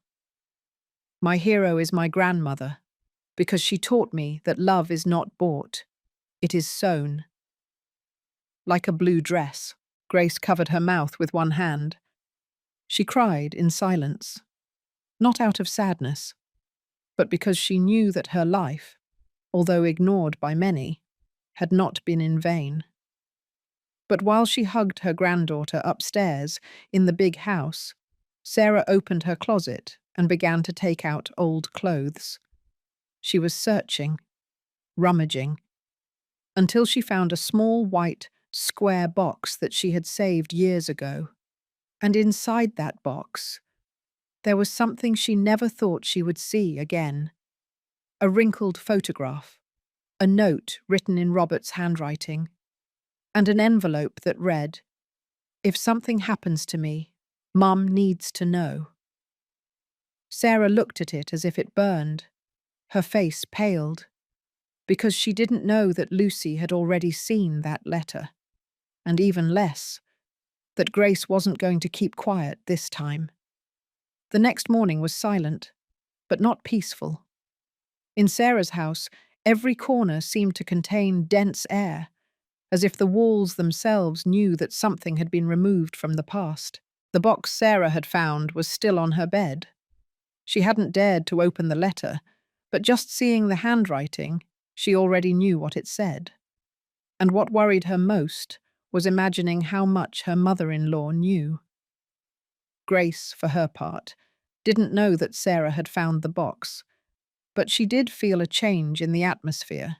She knew it. It was the same one she had felt years ago, when Robert began to pull away. That coldness without apparent cause, that pause between words, that premonition that doesn't warn, but grips you in the stomach.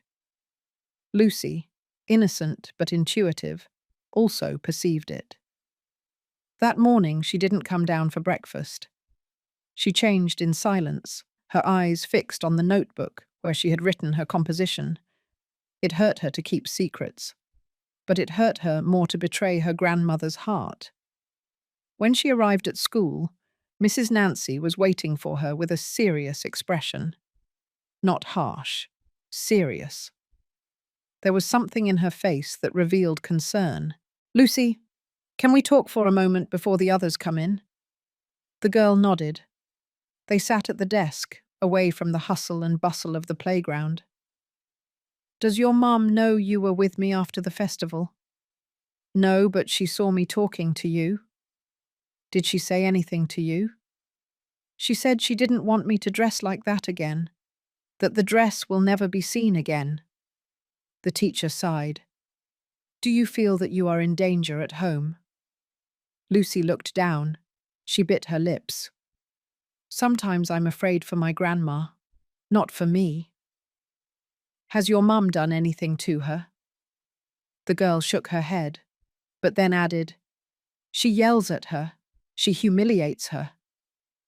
She treats her like she's worthless. And when she thinks we don't see her, she insults her." The teacher fell silent. "Do you remember how your dad died?" Lucy shook her head again, more slowly. "I only know he had an accident, but Grandma never talks about it. And my mum even less." The teacher looked at her with a mixture of compassion and firmness. "Lucy, I need to know if that letter you mentioned exists." The one from your dad. It exists. My grandma saved it. I saw it, but I didn't understand all of it. Do you think she would let me see it? The girl thought for a moment. Yes, if you ask her with respect. Yes. Nancy got up. She walked toward the window. From there she could see the neighborhood, the humble houses, the unpaved streets. She was thinking, calculating. I'm going to talk to someone I trust. I need you not to tell your mum anything. Can you do that? Yes, teacher. And your grandma? Does she trust you? Yes, and I trust her more than anyone. The teacher knelt down to her height. Then we are going to protect her, yes, but carefully. What we are doing is not a game. There are adults who can hurt when they feel discovered. That afternoon, after classes, Mrs. Nancy went to visit a friend of hers, a retired social worker who lived a few blocks from the school. She told her everything, the story, the signs, the girl's words. And what do you want to do, Nancy? See the letter, confirm what the girl says, and if it's true, then act. But I don't want to hurt the grandmother. She's the only one taking care of the girl. The woman nodded. I can accompany you tomorrow, if you want. But first, we have to talk to the grandmother. Without pressure, from woman to woman. Meanwhile, at home, Sarah didn't go down to the patio. She didn't go out to shop. She didn't knock on Grace's door. She stayed in her room with the box open on the bed. She looked at Robert's photograph with his newborn daughter. She looked at the handwritten note, and she looked at the unopened envelope that read, "For Mum, if something happens to me." The rage seeped through her pores, because she knew that letter didn't favor her. She knew there were things he never said out loud, but left in writing. She wasn't afraid. She was furious. Furious because that dress had uncovered a truth that she had buried with dirt, silence, and shouts. That night, she went down to the patio without making a sound. She entered Grace's little house without announcing herself. She found her sitting, sewing an old pair of pants. We need to talk. Grace didn't look up. Go ahead. Sarah stood in front of her. She held the letter in her hand. Is this what you've been using to poison my daughter? Grace left the needle on the table. That is not poison. It is the truth. What do you want? For Lucy to hate me? Is that what you want? I want her to live without fear. Without lies, without screams.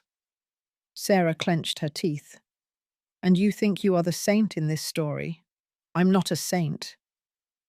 But not a coward either. You have no right to interfere in my house or in my parenting. I didn't interfere. You left me here when it was convenient for you. But now that your daughter found in me what you cannot give her, it bothers you. Sarah remained silent. She was breathing hard. The letter trembled in her hand. If this letter leaves here, I swear you will regret it. Grace got up calmly. She looked her directly in the eyes. I'm not afraid, Sarah, because I am no longer alone, because now I know that there are people watching. And you should be afraid too, because what you did can no longer be hidden. And at the door of the little house, without either of them knowing it, was Lucy, listening to everything. Her small fingers squeezed the gate, and on her face, for the first time, a decision was etched. Because if no one else was going to speak, then she would. Mrs. Grace woke up that morning with a sharp pain in her chest.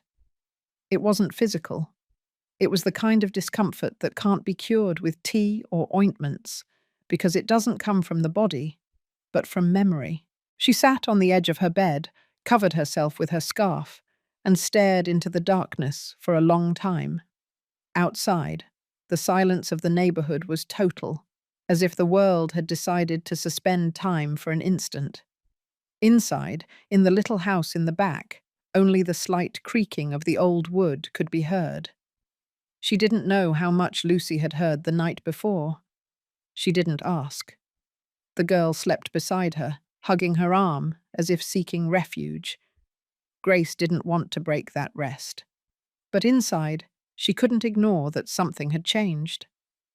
Sarah had found the letter, and that could only mean conflict. A strong one with no return.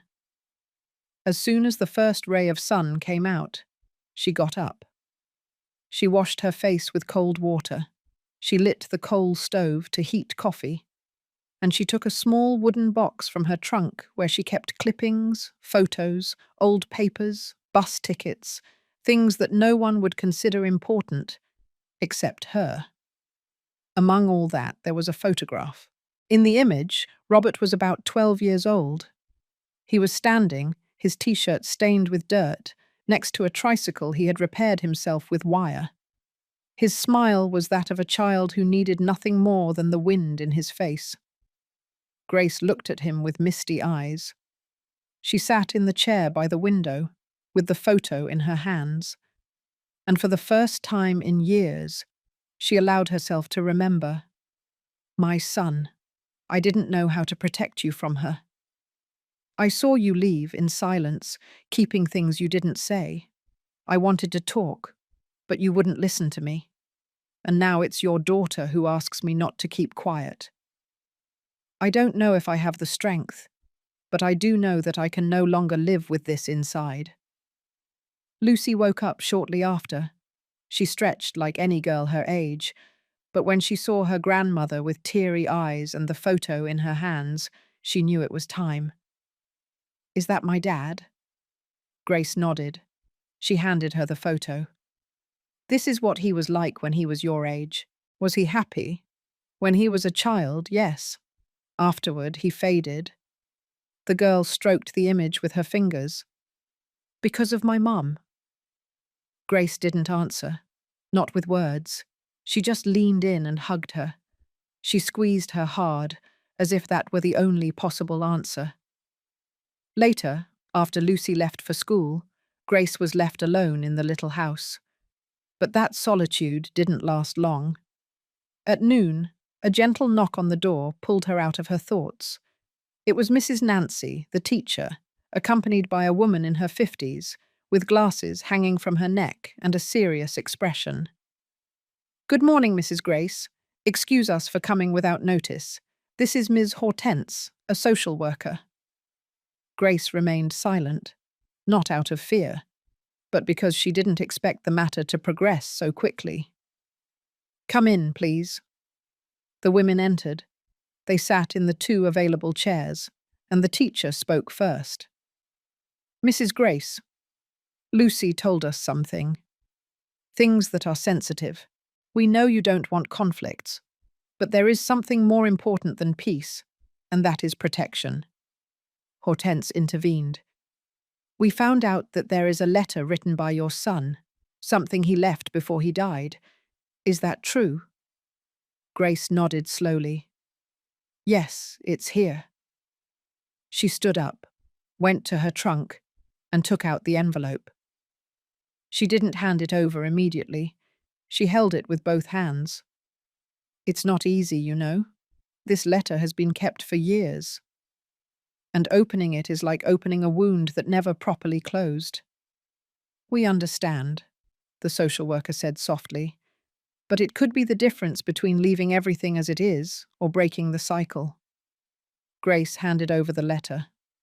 Hortense opened it, read it in silence. As she read, her eyebrows furrowed. Mrs. Nancy also read it over her shoulder. When she finished, Hortense placed the paper on the table. This is powerful, and it is signed. Robert gave it to me 2 days before his accident. I don't know if he was planning to leave or if he already knew something. And why didn't you do anything? Because I had no proof of anything. Because I was afraid they would take Lucy away from me. Because I felt alone. and because when an older woman speaks, no one listens to her. Mrs. Nancy took her hand. I am listening to you. The social worker stood up.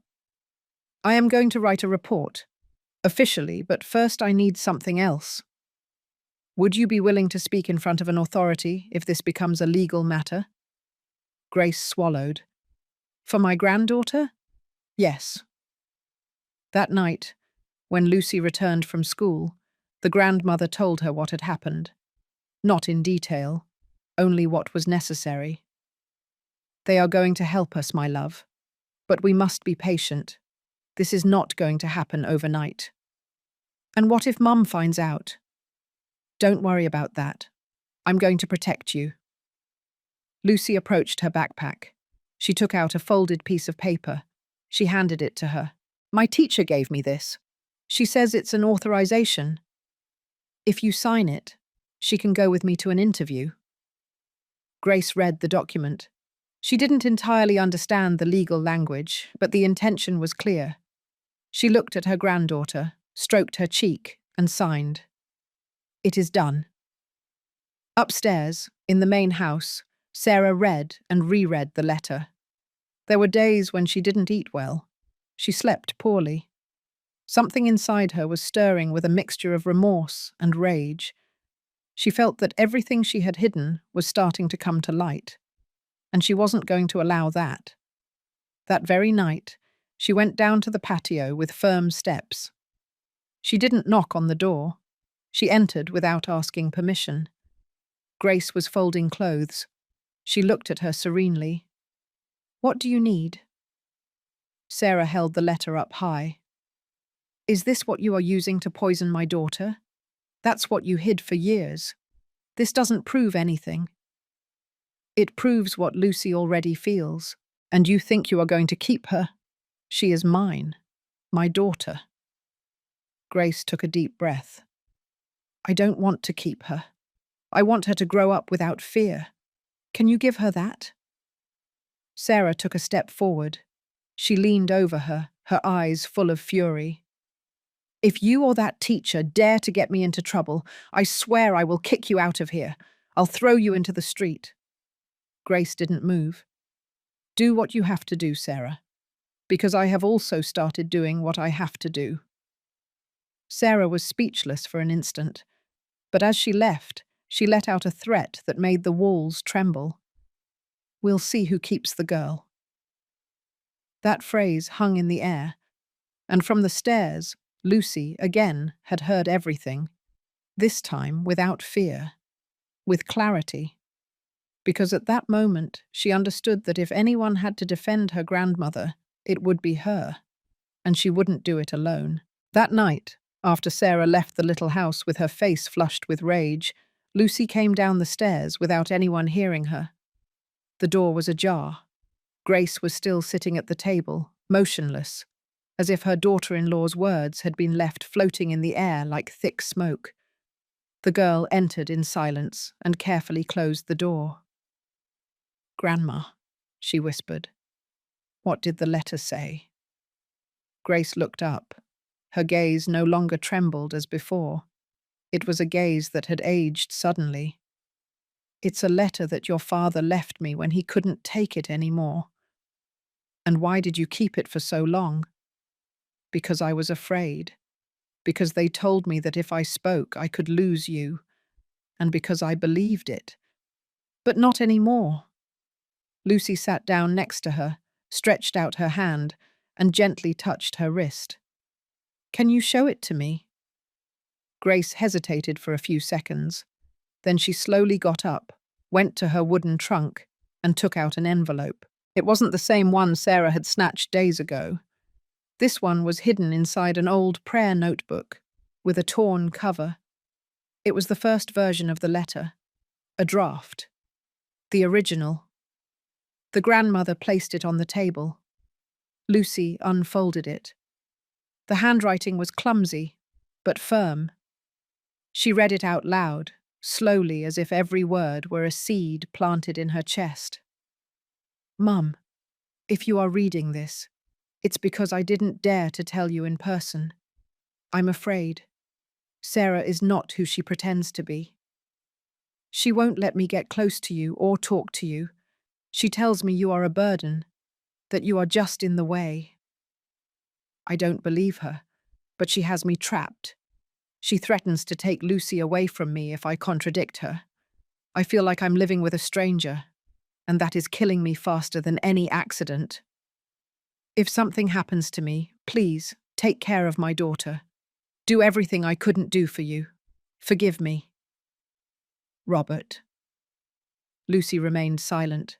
She didn't cry, but her breathing became deeper. Did my mum read this too? No. She read another copy. This is the one your father gave me with his own hands. The one I kept as a treasure, but also as a curse. And why didn't you show it to anyone before? Because back then no one believed me. I was the bitter mother-in-law, the old woman who interfered in everything. I had no voice. Lucy read the last lines again. Do everything I couldn't do for you. For you, Grace repeated, lowering her head. For you, my girl. The next day, while Sarah left early for work, Lucy headed to school with the envelope inside her backpack. That morning, she didn't want to talk to anyone. She walked in silence, her eyes fixed on the floor, as if carrying something very heavy for her size. Mrs. Nancy saw her arrive from the entrance. She didn't say anything. She just waited. When they were alone, in the classroom, Lucy took out the envelope and placed it on the desk. My grandma said it's the original, that it's the first one my dad wrote. Nancy took it with utmost care, as if carrying thin glass. She opened it, read it calmly, and upon finishing, let out a deep sigh. This is not just a simple letter. It is a declaration, a piece of evidence. And it is enough to open an investigation. Lucy swallowed. And what will happen to my mum? I don't know that yet, Lucy, but I do know that you are no longer alone. That same afternoon, the social worker, Ms. Hortense, returned to the house. This time she came with a notebook and a recorder. She entered the patio little house with respect, sat down across from Grace, and explained.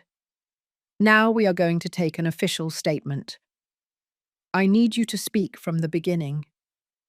Grace adjusted her scarf, took a deep breath, and began. My son Robert married Sarah when he was 20 years old. From the beginning, I noticed that she didn't want to have anything to do with me.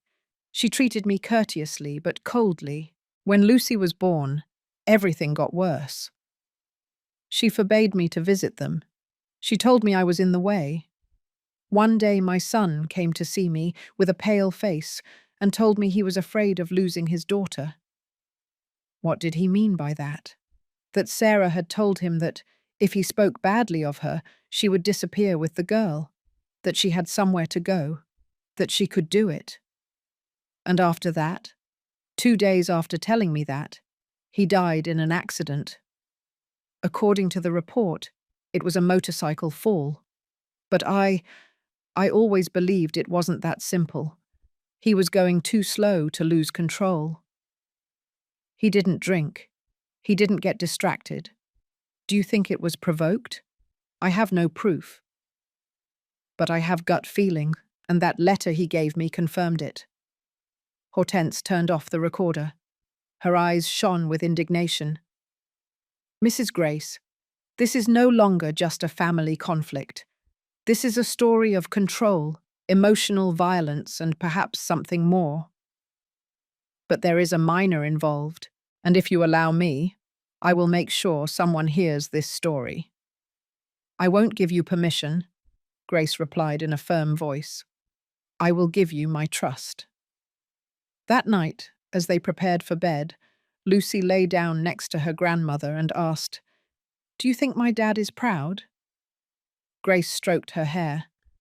I think he is here, watching us.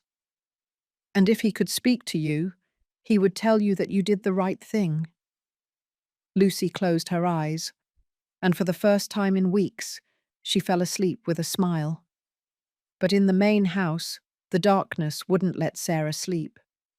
And the next morning, a couple of knocks on the door wouldn't let anyone sleep, because social services had arrived and they were coming to ask questions that she didn't want to answer. The knocks on the door sounded exactly at 8:15 in the morning. 3 firm knocks, without pause, with that rhythm that leaves no room for doubt. In the main house, Sarah was just taking the first sip of coffee when the sound froze her blood. She left the cup on the table without finishing swallowing. Lucy was already dressed, with her backpack on her shoulder, sitting silently in a corner of the kitchen. She didn't say anything. She just watched. Sarah peeked through the curtain. 2 women were waiting on the other side of the gate, one with a familiar face, the social worker Hortense, and another with a Child Protective Services vest, a clipboard in hand. Next to them, a tall man with a serene voice, according to the patch on his uniform, was a child protection officer. The woman opened the door with a tense expression, as if she didn't know whether to feign courtesy or defend herself. "How can I help you?" Hortense spoke kindly, but without beating around the bush. "We have come to conduct an evaluation visit. We need to verify the environment of the minor Lucy Ortiz and speak with you and with Mrs. Grace Ramirez." Sarah frowned. "An evaluation? Based on what?" "We received a complaint," the officer intervened. "Information about possible dynamics of emotional abuse within this home. A letter signed by the minor's father, Robert Ortiz, has also been mentioned." Sarah's mouth tightened. Her tone hardened. "And who brought that letter into all of this?" "The letter is real, ma'am," Hortense said. "We have it on file and the content is very serious. We are going to need you to cooperate." "I haven't abused anyone," she replied firmly. "That woman," she pointed toward the patio, "has been trying to interfere in my life for years, and now she wants to take my daughter." "Ma'am," the officer interrupted, "no one is here to take your daughter. We are here to find out if the girl is living in a healthy environment. That's all." Lucy looked down. In her small chest, her heartbeats were drumming. "Can we speak with your daughter alone?" Hortense asked. Sarah hesitated. Then she released with clenched teeth. "Yes, but I want to know what she says." "It is not what you want," the other social worker replied diplomatically. "It is what the law requires." In the backyard, Mrs. Grace was sweeping the ground with her broom. Seeing the group enter, she was not surprised. She simply left the broom leaning against the wall, wiped her hands on her scarf, and greeted them with respect. She was expecting them. "Mrs. Grace," the assistant said, "we are going to need to speak with you too. But first, your granddaughter is going to answer some questions." Lucy walked toward the little house. Her hands were sweaty, but her head was held high.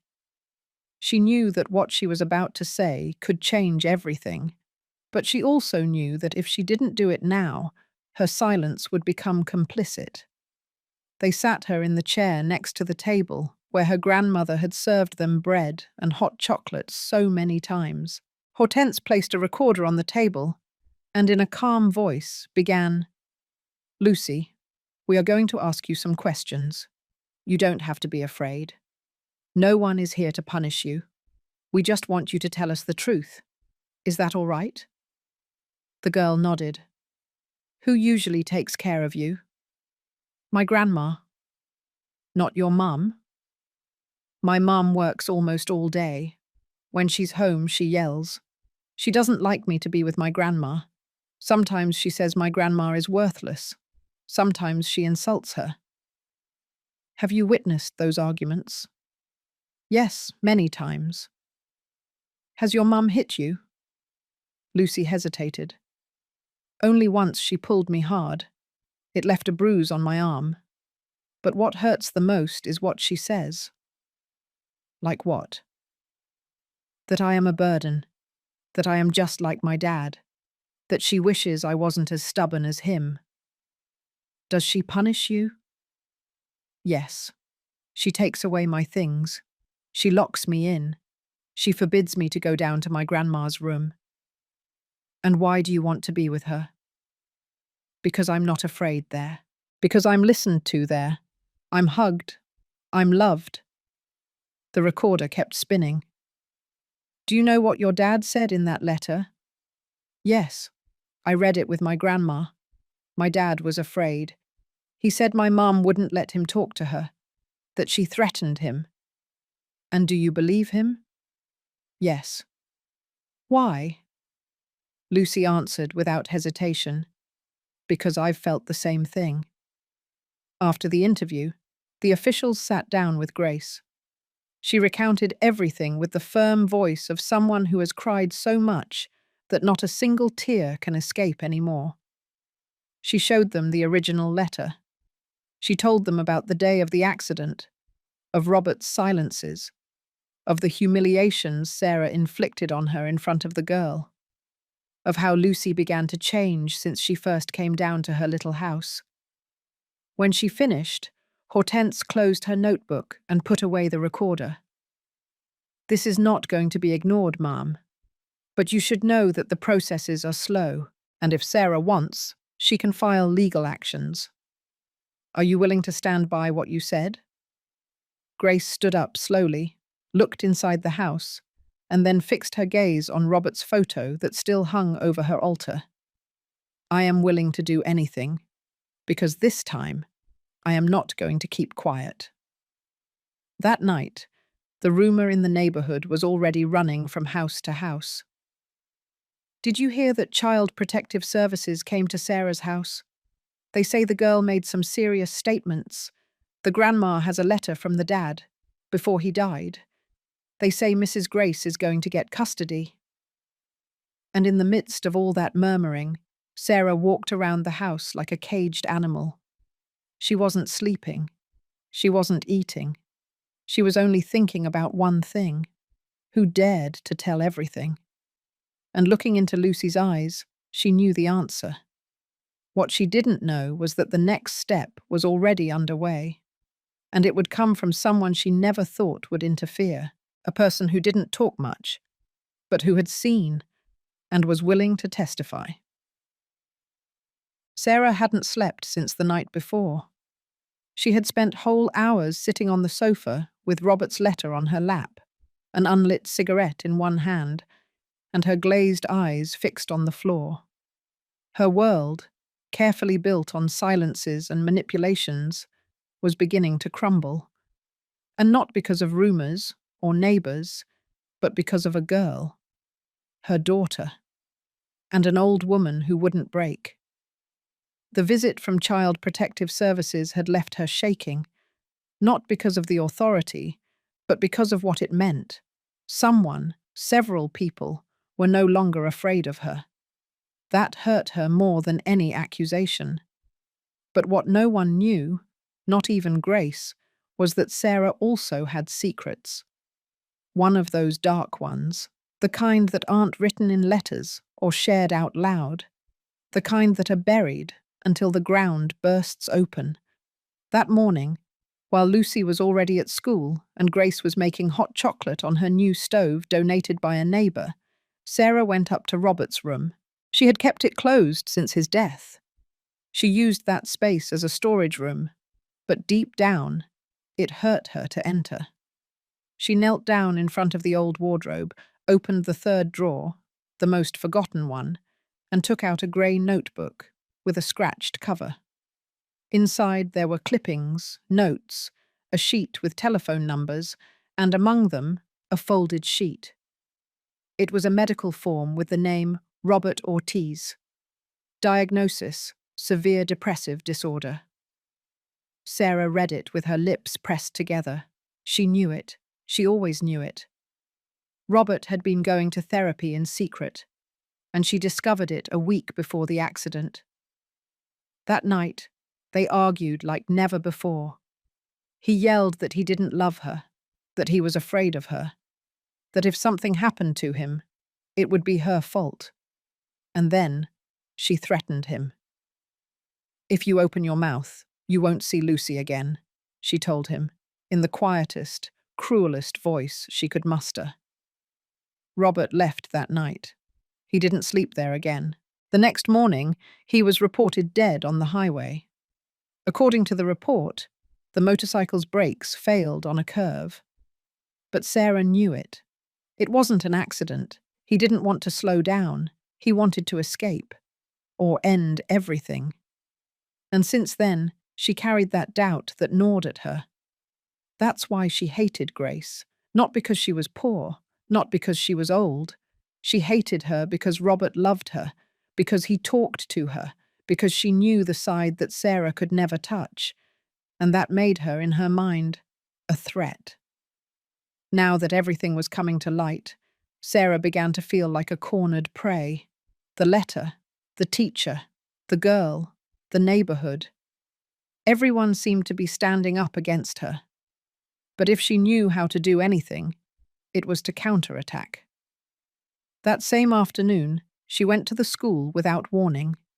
She showed up at the principal's office with her best concerned mother face. "I'm here to request my daughter's complete record," she said in a soft voice. "I want to see if anyone has spoken to her without my consent." The principal received her cautiously. She had already been informed of what happened by Mrs. Nancy and Child Protective Services. She offered her a seat. Sarah didn't take it. "I also want to know if they have visited my house, if they have entered without a court order." The principal observed her. "No, ma'am. No one has entered without an order. But we have received concerning reports, and your daughter is under monitoring." Sarah stood up. "Well, let them know that anything that happens to my daughter will be your responsibility for letting a crazy old woman and a frustrated teacher poison her." And she left, without another word. Meanwhile, at Mrs. Alley's house, where Grace was now living, the girl drew in silence. A tree, a hummingbird, and a little house with a tin roof. At the door, a grandma and a girl were holding hands. "Is that what you miss?" Allie asked tenderly. "No, it's what I want." Allie wiped her hands on her apron and poured her a glass of iced tea. "And do you know that it can be yours soon?" Lucy smiled slightly. "Even if my mum doesn't want it? Even if your mum yells, speaks out, or gets mad? What matters is what you have lived, and what you deserve." That night, Mrs. Nancy visited Hortense with a proposal. "I have someone else who wants to talk. It's not a relative, but she has witnessed many things." "Who?" "Mrs. Carmen, the next-door neighbor. She says she heard arguments, that she saw things, that she never wanted to get involved, but now she can't keep quiet." "Perfect. The more voices, the better. And the letter?" "The letter is already in the file, and that's enough to open a formal proceeding. We only need one signature, the judge's." The teacher put her hands to her chest. "So there can be a hearing?" "Yes, but it will be tense. And Sarah is going to do everything she can to come out clean. And if she succeeds, then it will be for lack of more courage, not for lack of evidence." Grace didn't sleep that night. She sat by the window with her son's notebook in her hands. She reviewed his notes, his drawings, his small phrases scribbled on the margins. One hurt her especially. "I want to run, but I have a rope tied around my neck. I don't know if it's me or if it's her." Grace pressed the notebook against her chest. She didn't cry, not anymore. But inside, her heart was burning. Lucy slept beside her, with her paused breathing, with a paper flower between her fingers, which she had made for her grandmother at school. And while the girl dreamed of a house full of peace, in the other house, the one upstairs, Sarah opened her cell phone, looking for a contact she had promised never to call again. But that night, she dialed. "Good evening. Do you remember me? It's Sarah. I need a favor. A big one. And no, it's not legal. But they are taking my daughter away from me." And from the other side of the line, a voice replied, "Tell me what you want me to do." And what Sarah was going to ask for would not only change the course of the case, it could end in a tragedy. The first to notice were the neighbours who usually sat at noon on the sidewalks with their fans and folding chairs. One of them, Mrs. Clara, had been a nurse in her youth and had a radar for reading faces. That afternoon she saw Sarah leave her house with a frown and a lost look, talking to herself with her cell phone in her hand. "That woman is plotting something," she whispered to Mrs. Lupe, the lady who sold tamales on Sundays. "She's like a wounded animal." "Well, I wouldn't be surprised. You saw how they've cornered her. The teacher, Child Protective Services, the social worker, and now the girl won't even look at her." "Yes, but when a woman like that feels cornered, she does stupid things." And they weren't wrong. That same night, the whole neighborhood seemed to hold its breath. Grace had gone out to the store for a quart of milk and a roll for dinner. Lucy was waiting for her with Mrs. Obsey. Allie, sitting in the patio, doing her homework under the warm light of the hanging street lamp. But as soon as the grandmother rounded the corner back, she noticed that something was not right. In front of the alley gate, an unknown man was leaning against the wall, pretending to talk on the phone. When he saw her approach, he looked down. Grace ignored him. She crossed the street and went straight into the house, but her heart was already pounding hard. That night, Grace didn't sleep, and neither did Mrs. Carmen, the next-door neighbor, who, from her window, clearly saw how after 11 o'clock, that same man returned. He walked slowly as if patrolling. Then he stopped in front of the main house gate. He knocked once. Sarah opened. They spoke softly. They argued. And then Sarah handed him a small envelope. Mrs. Carmen didn't hear words, but she understood everything with her eyes. The next day, when Lucy left for school, she found a handwritten sheet of paper taped to the patio door. "You are interfering where you shouldn't.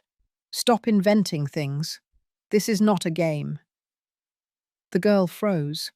She recognized the handwriting. It wasn't her mother's, but it was someone she had seen sign documents with that script. A man, an old neighborhood acquaintance, a friend of Sarah's since she was young, former agent, former something. Everyone knew him as Blondie. Lucy ripped off the paper and put it in her backpack. She didn't say anything. But that day, before entering the classroom, she went up to Mrs. Nancy and handed it to her. "They left this on the door." The teacher read it. She took a deep breath. She knelt down in front of the girl. "Do you feel in danger?" "No, but I'm afraid for my grandma." Nancy nodded. Then she called the social worker. That same day, the case file was transferred to the Family and Child Protection Division. Things were no longer just internal. Now they were formal, serious. Meanwhile, Grace still didn't know about the note. That afternoon she went out to sell candy again, not out of necessity, but out of dignity. She didn't want to feel trapped or useless. She walked to the traffic light where she had started her crusade for the blue dress years ago. But that time, her legs didn't respond the same way. Her ankles hurt.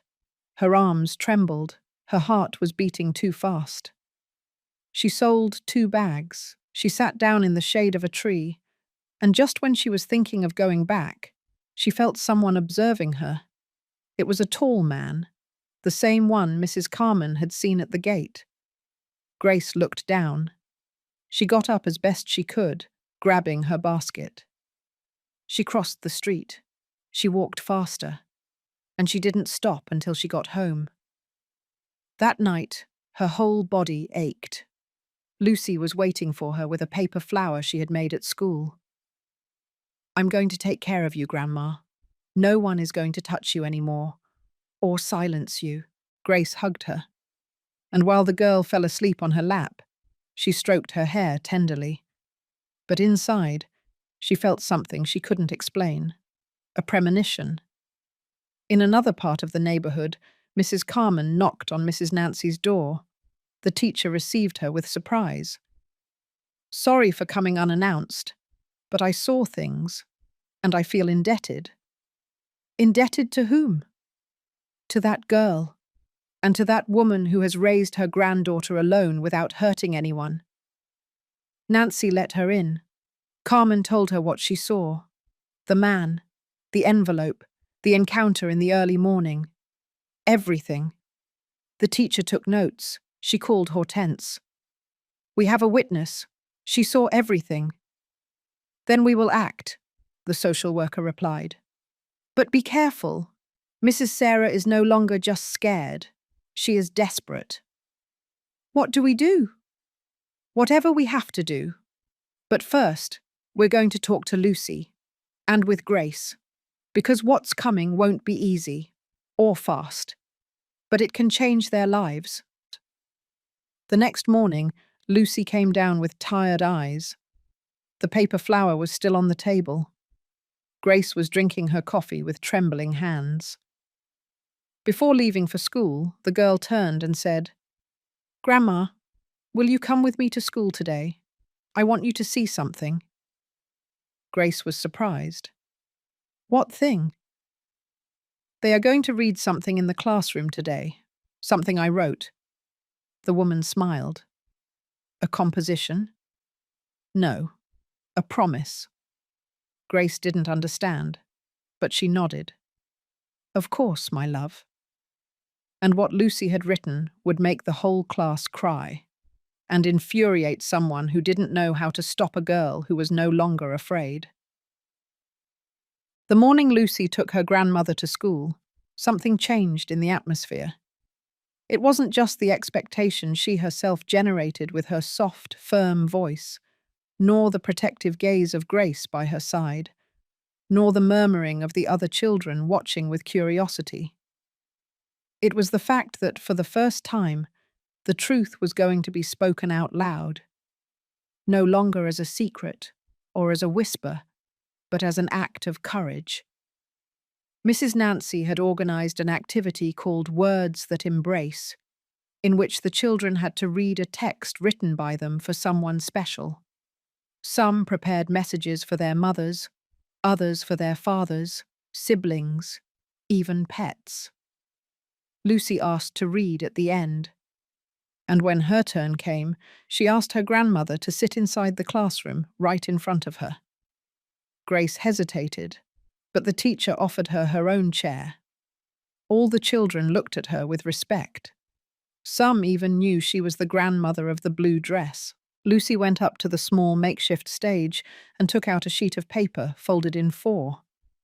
"I want to read something to the person who taught me what courage is, to the person who gave me the first gift of love. I remember." She opened the paper and began. "To my Grandma Grace, you don't wear a cape like superheroes. You don't fly. You don't have a fast car. But you have hands that heal, arms that protect, and eyes that teach me to look at the world without fear. You didn't give me expensive toys or designer clothes, but you gave me the most important thing, your time, your story, and your truth.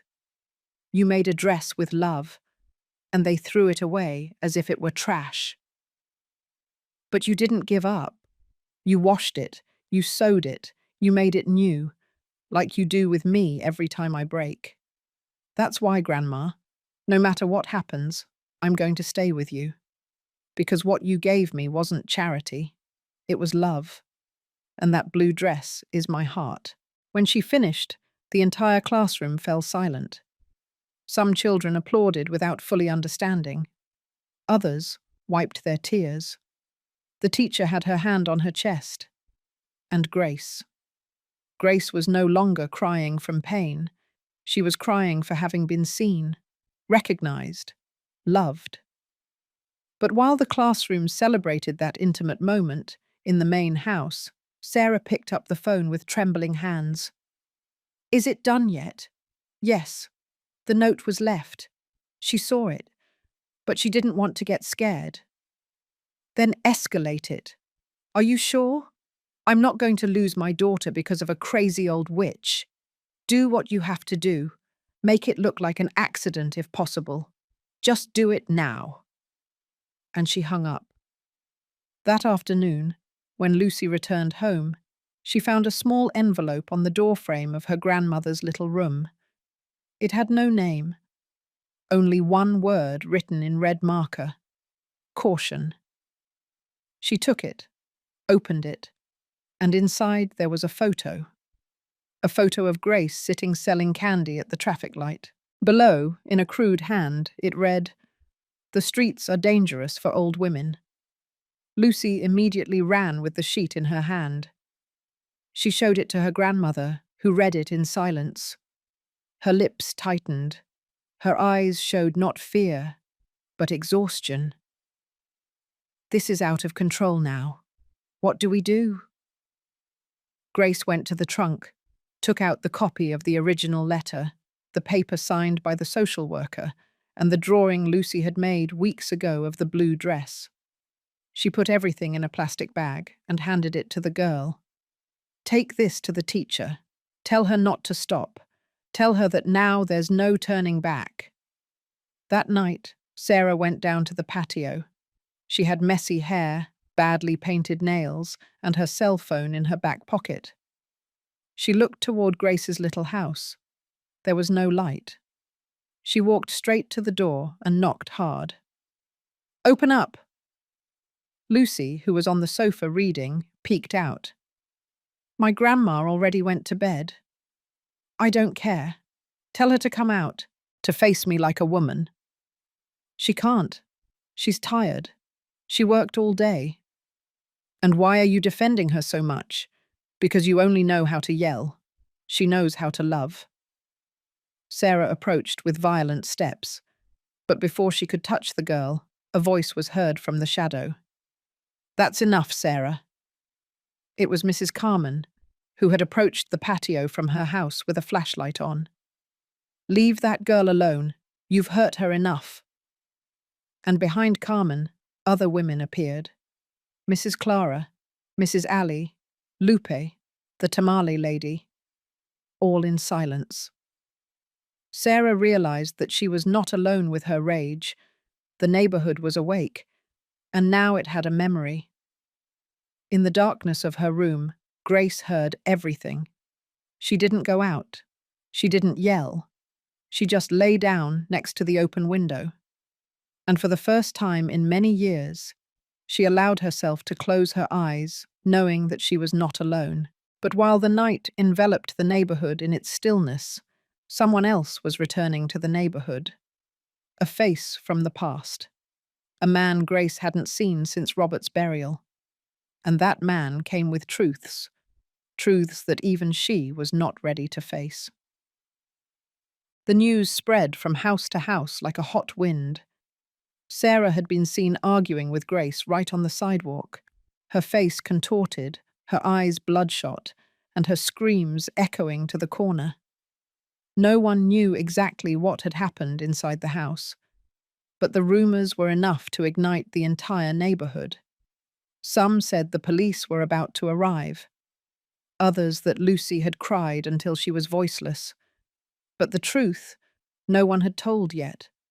Only those who lived it closely knew it. The night before, Grace had felt a strange pain in her back, like a warning of what was to come. She went to bed early but couldn't fall asleep. She heard noises upstairs, footsteps going back and forth, as if someone was dragging furniture. She knew it was Sarah, and she knew something was coming.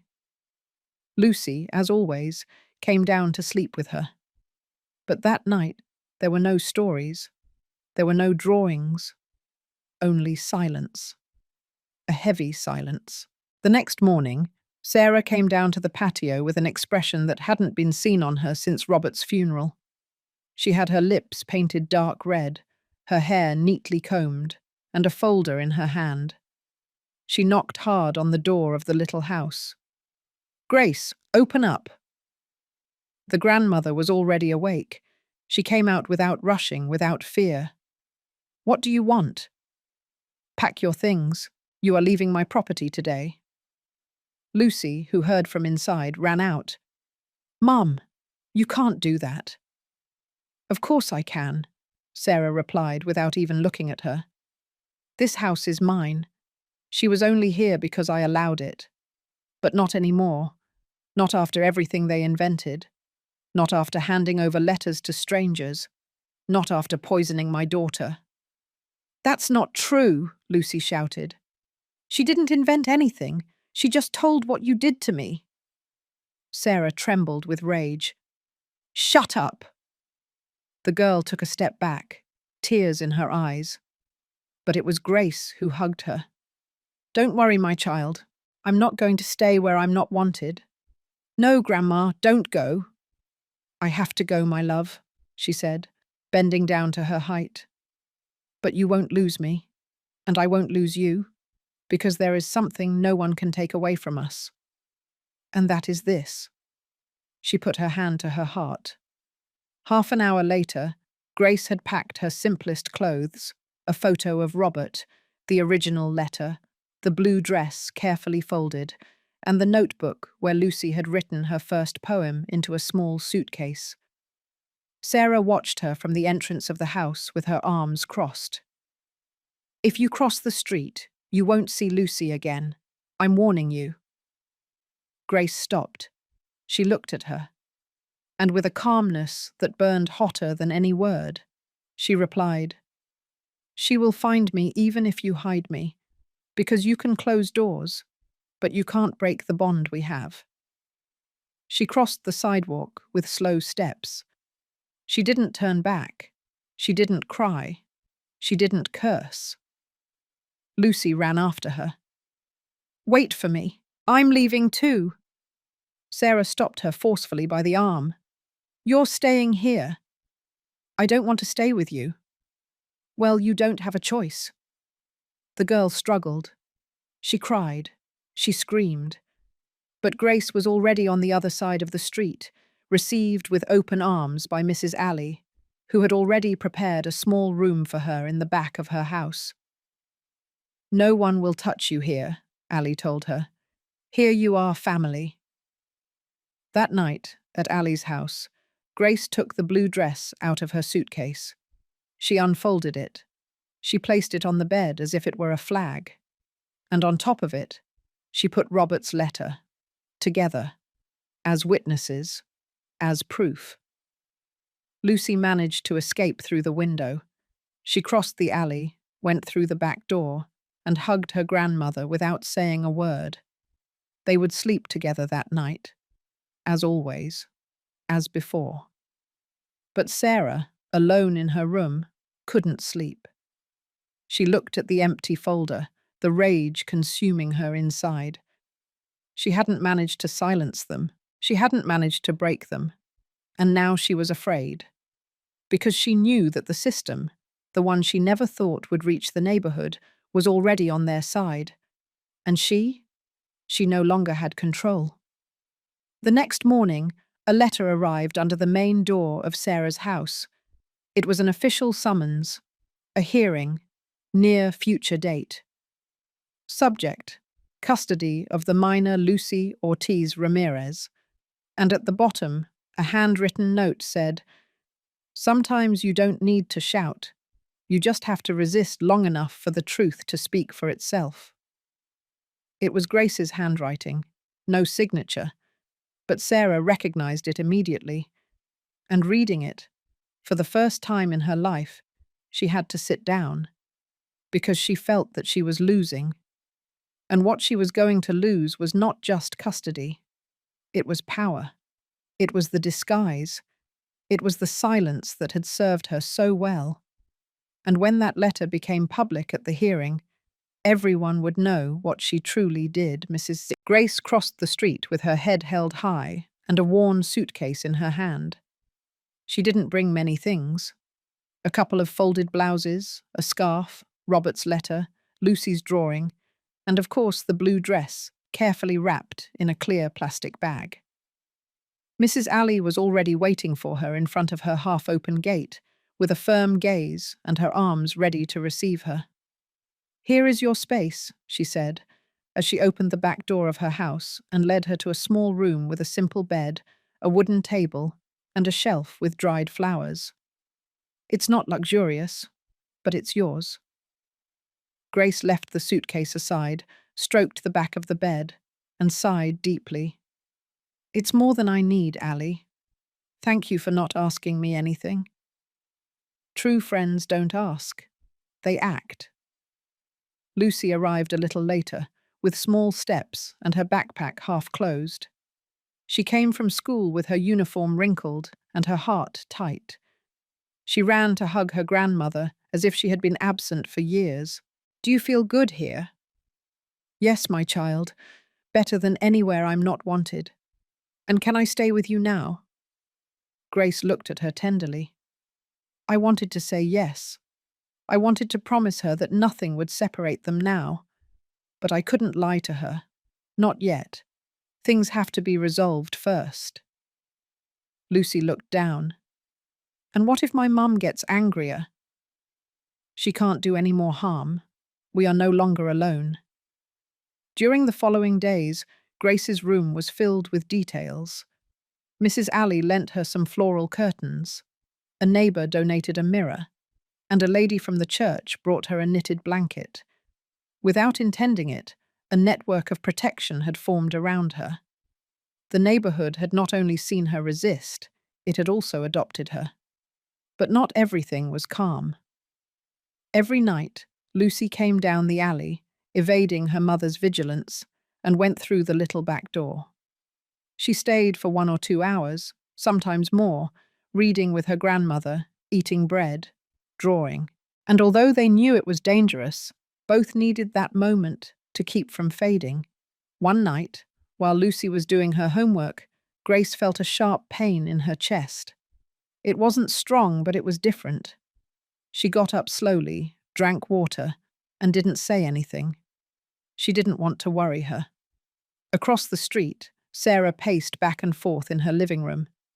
She had received the notification of the court hearing for Lucy's custody. It had a date. It had a time. And it had a new enemy, the neighbourhood. She tried to talk to some neighbours, but they all closed the door on her with polite phrases and hard looks. She no longer had support, only silence. But what tormented her most was not the loss of control. It was what Lucy had written, what she had read, what she had said in front of everyone. She couldn't stand it. That girl, her daughter, had challenged her with the only weapon she didn't know how to fight, the truth. One morning, while Lucy was having breakfast at Mrs. Allie's house with her grandmother, there was a knock on the door. It was Mrs. Nancy. "Can I come in?" Grace let her in immediately. Lucy hugged her. "We have news," the teacher said. "Good, but important. The protective custody measure has been authorized. Legally, Lucy can stay with you during the process, but a sentence has not yet been passed. So you must be very careful." Grace squeezed her granddaughter's hand. "Don't worry. I just want her to be safe." And she is. But the hardest part is yet to come. Sarah asked to testify. She is going to use everything she can to make you look bad. Grace remained silent for a few seconds. Then she got up, went to the wardrobe, and took out a small box. Inside, the blue dress, folded, with the white flower still sewn on the chest. "I don't need to invent anything. Everything is here." "The dress?" "Yes, because everything started with it. This dress is proof of what she tried to destroy, and what this girl decided to rescue. That, teacher, no witness can erase. That same afternoon, Lucy returned to her mother's house to pick up some notebooks. Sarah was waiting for her in the living room. "So now you live with your grandma?" "Yes, I feel better there." "And you don't care what people say?" "I do care. That's why I left." Sarah approached, looked her in the eyes. She no longer yelled, but her gaze burned. "Do you plan to stay with that woman forever?" Lucy didn't answer, but before leaving, she turned and said something Sarah didn't expect. "If you had loved her the way I love her, no one would be fighting over me today." And she left. Sarah was left alone, again, without allies, without tools, just with a past she could no longer hide, and a hearing looming. That night, Grace took a new sheet of paper from the trunk. She sat at the table and wrote a few lines. It wasn't a letter or a diary. It was a declaration, a kind of emotional testament. "Lucy is not just my granddaughter. She is my reparation. She is the voice I didn't have, the hug no one gave me, the dream I didn't dare to dream. If a judge needs to know why I want to take care of her, let him read this. I am not perfect, but I never failed her, and I never will." She folded it. She put it away with the dress, and she went to bed. But she couldn't sleep, because at the hearing, they wouldn't just talk about the past. They would put on the table what Sarah had done to Robert, and that truth already had a name, a date, and proof. The custody hearing for Lucy was scheduled for a Monday morning in the small family court located downtown Philadelphia, the same place where, years ago, Sarah and Robert signed their daughter's birth certificate, smiling faintly, without imagining that everything would end in a cold, slow, and silent war. But this time, the protagonists were not them. It was a girl, and a grandma who no longer wanted to keep quiet. That Monday, Mrs. Grace woke up earlier than usual.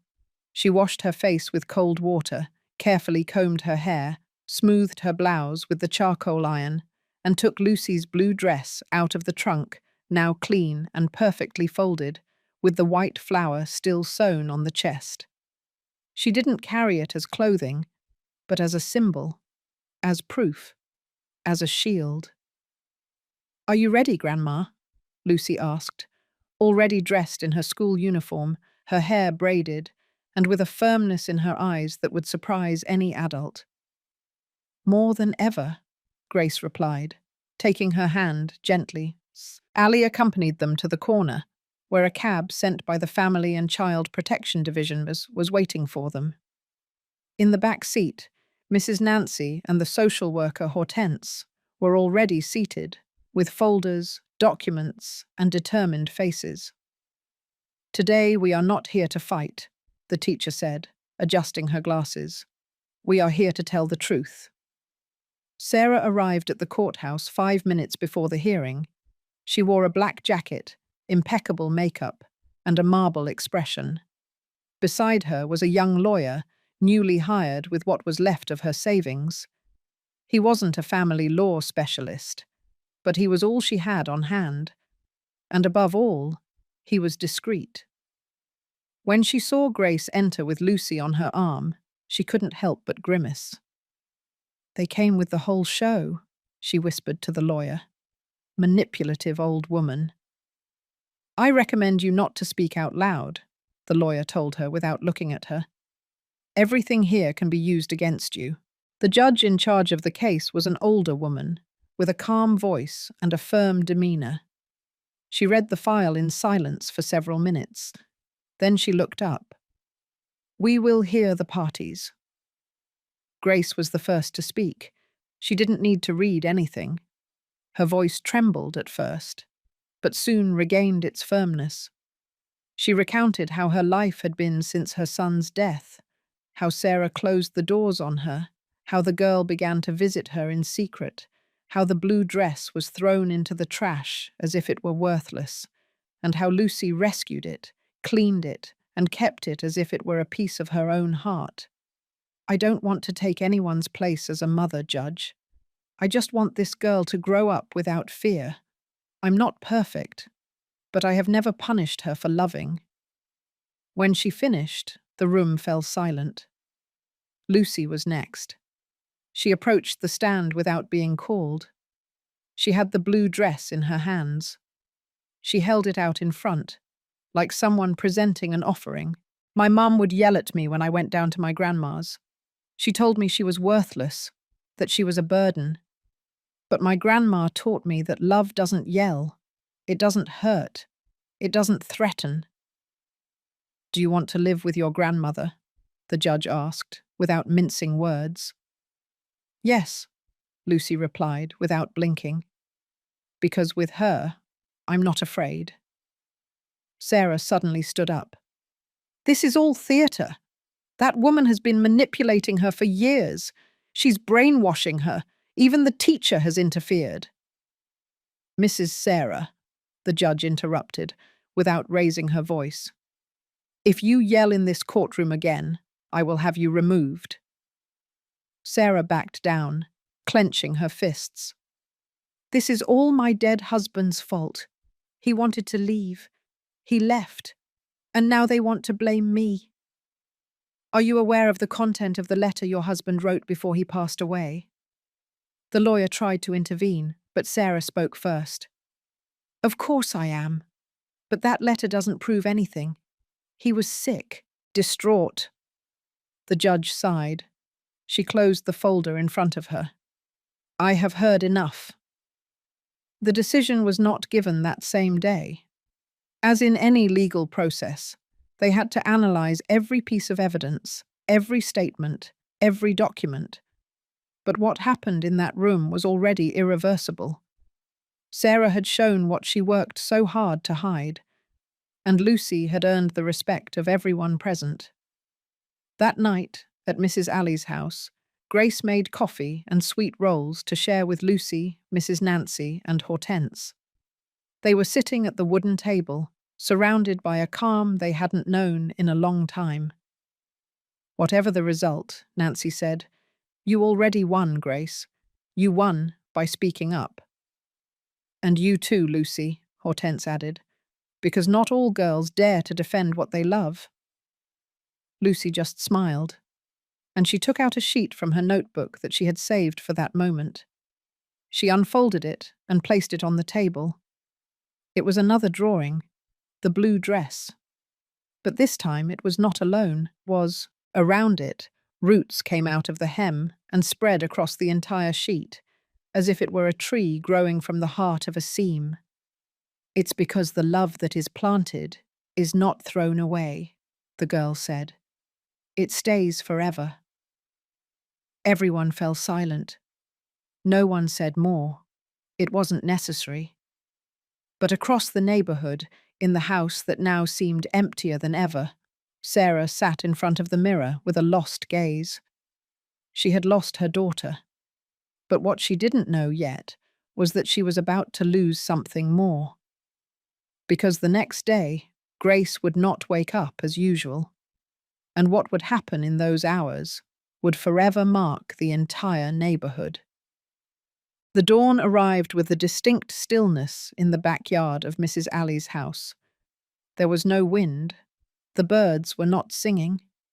The sun barely broke the mist with a pale light that filtered through the crack in the window of the little room where Mrs. Grace slept. But she didn't get up. Lucy had spent the night with her grandmother, as so many times before. But that morning, she woke up alone. At first, she was not alarmed. She thought Grace was already making coffee or warming tortillas. But when she went out into the hallway, she saw her sitting in the chair next to the table, with her eyes closed and her head tilted to one side. "Grandma?" She didn't answer. Lucy approached slowly, took her hand, and felt it cold. Not frozen, but different, like when the body doesn't quite wake up. "Grandma?" Grace's eyes barely opened. She tried to move, but her body didn't respond. She mumbled something Lucy didn't understand. The girl screamed. "Mrs. Alley, help! Something is wrong with her." The neighbor came running. She saw Grace, paled, and immediately dialed the emergency number. "Don't worry, child. The ambulance is coming. Don't leave her alone. Speak to her gently." Lucy sat next to her, stroking her face. "I'm here, Grandma. Don't go. Don't leave me yet." Grace only managed to move her fingers, which weakly clung to the girl's blouse. That was enough for Lucy not to break down. Minutes later, the ambulance arrived with its siren low. The paramedics entered and found Grace still conscious, but without strength, very low blood pressure, paleness, weak pulse. They decided to transport her immediately. "Are you the granddaughter?" Lucy nodded. "Is there another relative?" "Only my mum, but I don't want her to know yet." The paramedic hesitated, but saw the fear in the girl's eyes. "Do you want to come with her?" "Yes." Mrs. Alley signed as the temporary guardian and accompanied the girl to the general hospital. Throughout the journey, Lucy didn't let go of her grandmother's hand.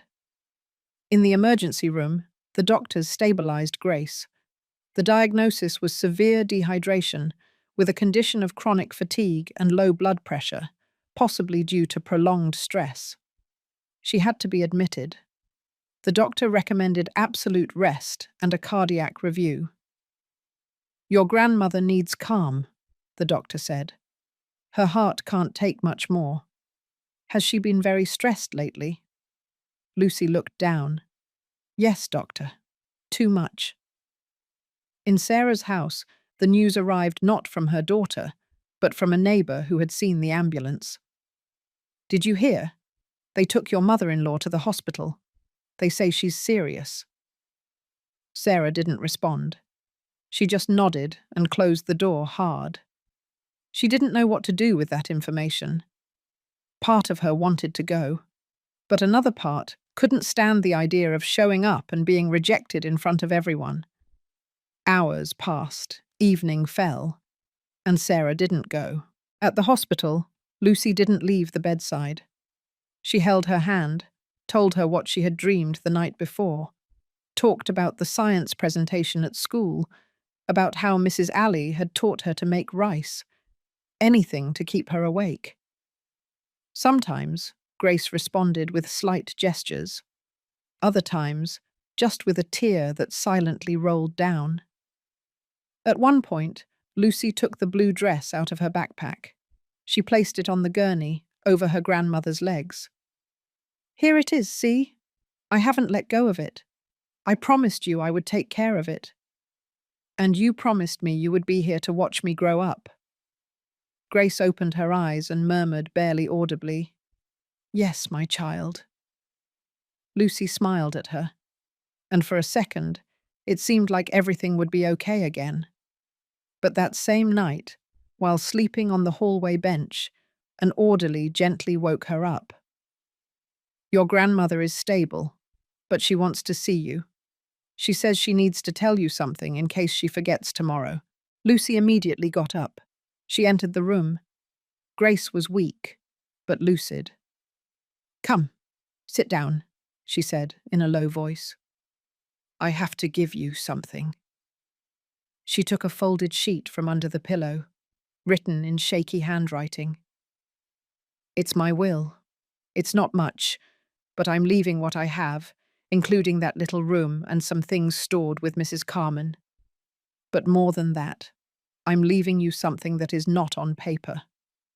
"What is it, Grandma?" "My story, my voice, my example. No one can take that away from you." Lucy hugged her, crying. She was afraid to let go, but she knew she couldn't avoid the inevitable.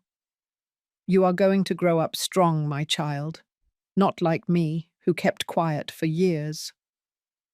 You already know how to speak, and that will save you." The girl nodded silently, and before she fell asleep again, Grace managed to tell her, "If something happens to me, don't hold on to resentment. But don't forget what you lived either, because someday someone else is going to need to hear it. Meanwhile, in the big house, Sarah was making coffee. She looked out the window toward the backyard, and for a second, only one, seemed to hesitate.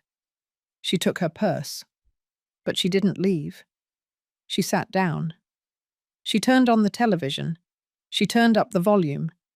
And she pretended not to hear the silence, because if she showed up at that hospital, she would have to look Lucy in the eyes. And she wasn't ready. And she never would be. And just as the clock struck midnight, Grace's heart monitor emitted a longer beep than normal. The orderlies ran in. Lucy only managed to shout one word. "Grandma." And then everything went white. Lucy barely remembered how she had reached the hospital hallway. Everything happened so fast. The beep of the monitor, the orderlies rushing in, the nurse who gently took her by the shoulders and led her outside while the doors closed, the metallic noise of the instruments, the agitated voices, the wait. It was Mrs. Alley who arrived minutes later, with her heart in her throat and her scarf askew. What happened? She got worse, the girl replied without tears. She didn't want to fall asleep, but her body couldn't take it anymore. The woman hugged her. Neither said more. They just sat, together, waiting. 37 minutes later, a nurse came out. "Mrs. Grace is stable. We managed to stabilize her. But she needs absolute rest. She cannot talk much. She cannot move. And if she has anything pending, now is the time." Lucy entered without letting go of Allie's hand. The room was cold, but the grandmother was awake, paler than ever, with tubes in her arms and a thin face. But alive. When she saw her granddaughter enter, Grace smiled with a slight gesture. She extended her hand. The girl ran to take it. "I thought you weren't going to open your eyes again, Grandma. I wasn't going to leave without saying goodbye." "Don't say that." Grace looked at her with a mixture of sweetness and firmness, that look she used when she needed Lucy to understand something that is only said once. "Listen to me carefully, my child, because I don't know if I'll be able to say it tomorrow." The girl nodded, her soul hanging in the balance. "I want you to know something I kept for a long time, not out of cowardice, but out of love." Lucy squeezed her hand. "Is it about my dad?" "Yes." Grace looked at the ceiling for a moment. "Your dad didn't die by accident. You already know that. But it wasn't just because of fear, either. It was because of guilt. He confessed things to me, things that hurt me more than if he had turned his back on me." "What things?" "Your dad knew your mother was pregnant before they got married. He didn't want to get married. But they pressured him. He felt trapped. Not because of you, because of the lie." Lucy listened in silence. "And afterward, when you were born, he thought things would change. But they didn't change. Your mum became colder, more controlling. He started going out at night. Sometimes he didn't sleep at home. Once he told me he had wanted to run away, but he didn't because he was afraid of losing you. And why are you telling me this now? Because I don't want you to grow up with the idea that everything was the fault of one person. Your mum also suffered. She didn't know how to love. She didn't know how to heal. And sometimes, those who don't know how to heal end up hurting everyone." Lucy lowered her head. She thought about everything she had lived through, the shouting, the looks, the dress in the trash. And yet, a part of her still loved her. "Do you think I should forgive her?" Grace looked at her with moist eyes. "I think you should forgive yourself first for being so afraid of her. And then decide if you want to carry that or let it go. But don't force yourself. And don't rush." Lucy lay down next to her on the gurney, careful not to touch the cables. She closed her eyes. Don't leave me alone, Grandma. Never. Even if I'm not here one day, I'll be wherever you are. In your voice, in your laughter, in what you write. The next day, the judge in the case received an urgent notification from the hospital. The grandmother requested to testify early for medical reasons. It had to be done in the hospital, under supervision, in the presence of the prosecutor's office. Everything was coordinated in a few hours. Mrs. Nancy, Hortense, and an assistant judge arrived that same afternoon. Sarah also arrived, unannounced. She entered the hospital with a firm step, dressed in white. She wanted to see with her own eyes if the old woman was really as bad as everyone said. When she entered the room, she saw her, pale, with a sunken face, but with open and clear eyes. "Did you come to finish what you started?" Grace asked in a faint voice.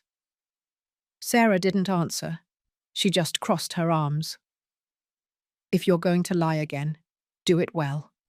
Because this time, they won't believe you." "I'm not going to lie. I'm just going to tell my truth. And Robert's." Sarah tensed. "What do you know about my husband?" "More than you dared to listen to. He told me everything before he died. He wrote it to me, and I kept it. But now I don't need it anymore, because the most important thing is already here." She pointed to Lucy. "She is my legacy, not what he left, what I built with what you broke." "Stop it!" Sarah shouted. "Stop blaming me for everything." The judge looked at her coldly. "Mrs. Sarah, if you don't keep quiet, you will have to leave." Sarah clenched her teeth, but stayed. Grace took a breath, the little her lungs allowed. "I don't want revenge.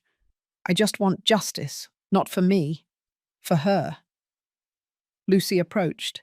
She hugged her grandmother, and in front of everyone, in a clear voice, she said, "My grandma taught me that you don't become an adult when you have a birthday, but when you learn to defend who you love." The judge wrote something. Hortense nodded in silence, and Sarah turned her face away, because at that moment she knew that there were no more masks left, or excuses. But she didn't know yet that someone else, someone she didn't expect, was about to speak at the final hearing. And when he did, everything she hid would come to light. The afternoon was falling slowly over the General Hospital in Philadelphia. From room 212, the sun filtered a warm light that covered the foot of the bed where Mrs. Grace was resting. She had slept almost all day, but her breathing was stable. On her face, color was returning little by little, and although her body was tired, her mind was still awake. Lucy sat in front of the window, her knees pulled up to the armchair, watching the sunset with the blue dress in her hands. She had carried it with her every day, like an amulet, like a flag. The dress was no longer just clothing. It was a symbol of everything they had resisted together, of what they had overcome, and of what still remained to be faced. That same morning, while Grace slept, Hortense had returned to the hospital with news. "The definitive hearing has been scheduled." Lucy looked at her with wide eyes. "Does that mean?" "That the judge is going to pass sentence, full custody. One decision? And can she decide that I go back to my mum?" "Yes," Hortense replied sincerely. "But she can also give you what you have asked for." Lucy took a deep breath. She didn't say anything. But inside, something told her that that moment would be the one that would define her story forever. Later, when Grace woke up, she asked to speak to Lucy alone. The girl approached with the blue dress in her hands and sat on the edge of the bed. "My child," Grace said in a weak voice, "I need you to do me a favor, one you won't like. Tell me. I want you to not cry much if I don't get up from this bed. Just a little, yes, But don't stop yourself. Don't stop studying. Don't stop writing. And don't let anyone silence your voice. Lucy started to cry softly, but she nodded. And do you promise me that you won't leave yet? As long as I can breathe, I'll be here. And what if the judge says I have to go back to her? Grace stroked her face. Then you decide how to resist. You already know how to do it. You don't have to yell. You just have to say what you feel. The girl hugged her grandmother tightly, trembling. The next day, Grace asked Mrs. Alley to bring her trunk to the hospital. Inside, she kept more than just memories, documents, papers, photographs. But above all, a will. She wrote it by hand, in blue ink, on 2 folded sheets. It was signed and dated. She gave it to Hortense with clear instructions. This is not to leave her property. It is to leave her who I am, my story, so that it is not lost. It will be respected, Ma'am. You have my word. And what if Sarah contests it? She can't anymore. Lucy has spoken, and there is enough to defend her. Grace nodded and closed her eyes peacefully. In the other house, Sarah watched the coming and going of the street from the second-floor window. No one spoke to her. No one greeted her. She had become a lonely, almost invisible figure. Her attempts to talk to the neighbours had failed. Mrs. Carmen didn't look at her.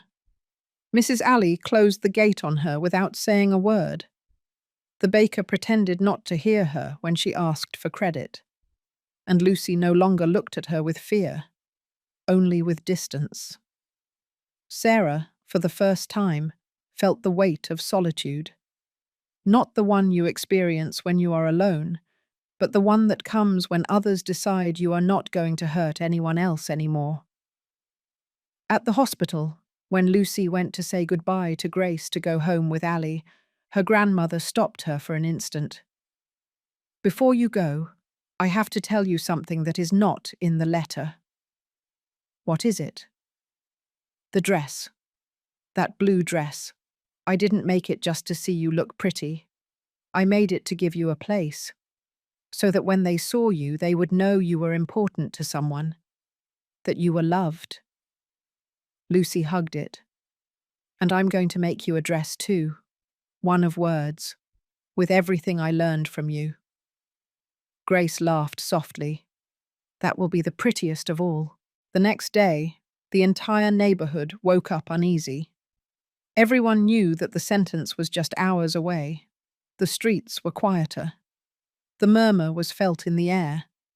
And Sarah, dressed in a white blouse and dark pants.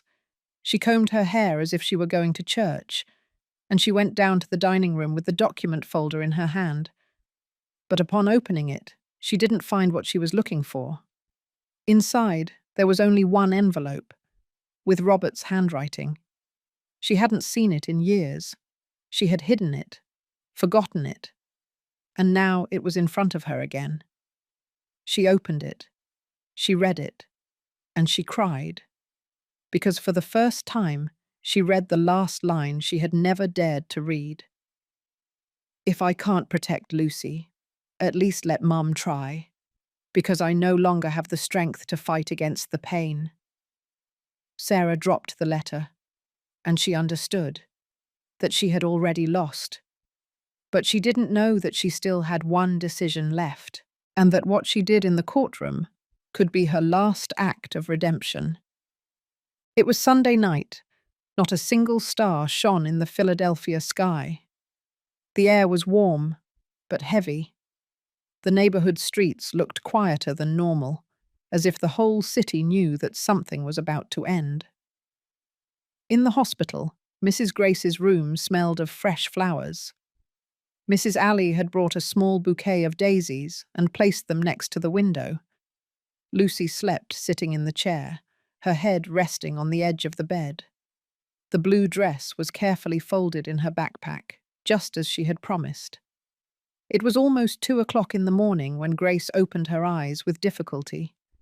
She looked around slowly and recognized every detail: the dim light, the silence, her granddaughter asleep with a serene face. And she understood, deep in her body, that the moment had arrived. "Lucy," she whispered in a barely audible voice. The girl immediately sat up. "Grandma? Come, sit next to me." Lucy took her hand. "I'm here. Do you remember what I promised you?" "Everything." Grace smiled weakly. "Then listen. I want to ask you one last thing. It's not an order. It's a gift. Tell me, when you have your birthday, put on the blue dress. Even if it's tight, even if it squeezes a little. Don't change it. Don't wash it. Don't iron it. Just put it on as it is." Lucy fell silent. She nodded. "And why?" "Because when you put it on, you will feel my hands, my stitches, my days at the traffic light, my tiredness, my pride, my faith. Everything is there, sewn into every thread." The girl couldn't hold back her tears. She rested her forehead on her grandmother's arm and cried softly. "I promise I will. And when you do, smile. Don't cry for me. Smile as if you were seeing me." "But I don't want to lose you, Grandma." "You won't lose me, my love. You will keep me, like that dress, like that secret you guarded when no one else did. You saved me. You made me eternal." Lucy raised her face. She stroked her wrinkled cheeks. "Does it hurt?" "No, it doesn't hurt anymore. Because I have no more unfinished business. I already said what I had to say. I already wrote what I had to write. I already saw you grow up. I already saw you fight. And that is all a woman like me can ask of life." The monitor continued to mark a slow rhythm.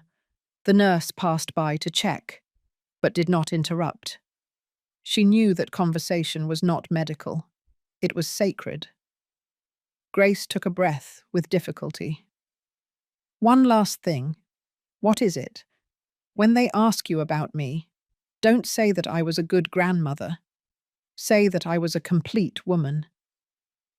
That my bones ached, but never my conscience. That I got tired, but never gave up. That I sold candy to buy dignity, to sow love, to give you something more than bread, to leave you a story." Lucy lay down next to her. "You gave me everything." Grace closed her eyes, without letting go of her hand. "Sleep, my child. Tomorrow will be a great day." And at that moment, as if the night had been waiting for exactly that phrase, the monitor marked a slight decline. A sigh. A calm. Lucy didn't feel afraid. She just squeezed her grandmother's fingers tighter, and she stayed like that, in silence. Because there was nothing more to say. Because everything had already been said. At 6 o'clock in the morning, Mrs. Alley arrived with hot coffee and sweet rolls. Upon entering, the nurse stopped her with a firm look. "She has rested now." The woman put her hands to her chest. She cried softly, the way you only cry for someone who became family without sharing blood. Lucy was still next to the bed, holding her grandmother's hand. The judge, the social worker, and Mrs. Nancy arrived shortly after. They found out through a discreet call from the hospital. They went up in silence. When they saw Lucy with the blue dress in her hands, they understood everything. "Are you going to put it on?" the teacher asked, with a lump in her throat. Lucy nodded. "Today is my birthday." Hours later, at the final custody hearing, the judge asked all parties to present themselves. Sarah arrived with a pale face, no makeup, no defences. Lucy entered alone, wearing the blue dress. The dress was a little tight on the shoulders. The lace was somewhat worn. The white flower was no longer so white, but it shone brighter than ever. The judge looked at her. "Are you sure that's what you want to wear today?" "Yes, Your Honor. My grandma asked me to wear it on my birthday." "And why?" "Because it's made with everything she was, with everything she left me, and because I want her to see me from wherever she is, even though she's not here." No one said another word. Sarah lowered her head, and then the judge raised the document. "By virtue of the facts, the evidence, the testimonies, and the express will of the minor, full custody is granted to Mrs. Grace Ramirez in her capacity as maternal grandmother, post-mortem, and legal guardianship and protection are granted to the minor under the supervision of Mrs. Ali Perez, a family friend, until she reaches adulthood." Lucy closed her eyes. She didn't cry. She just smiled. Because her grandmother had kept her promise. Because the dress was not just fabric. It was testimony. It was truth. And there was still one last letter to open, one that Grace had written by hand, and that Lucy would receive the day she needed it most. The elementary school playground was decorated with balloons and streamers. It was the celebration day for the month's birthdays, and Lucy, with barely 7 years newly completed, walked among the benches decorated with paper flowers with a serenity that was out of place with the joy of the other children.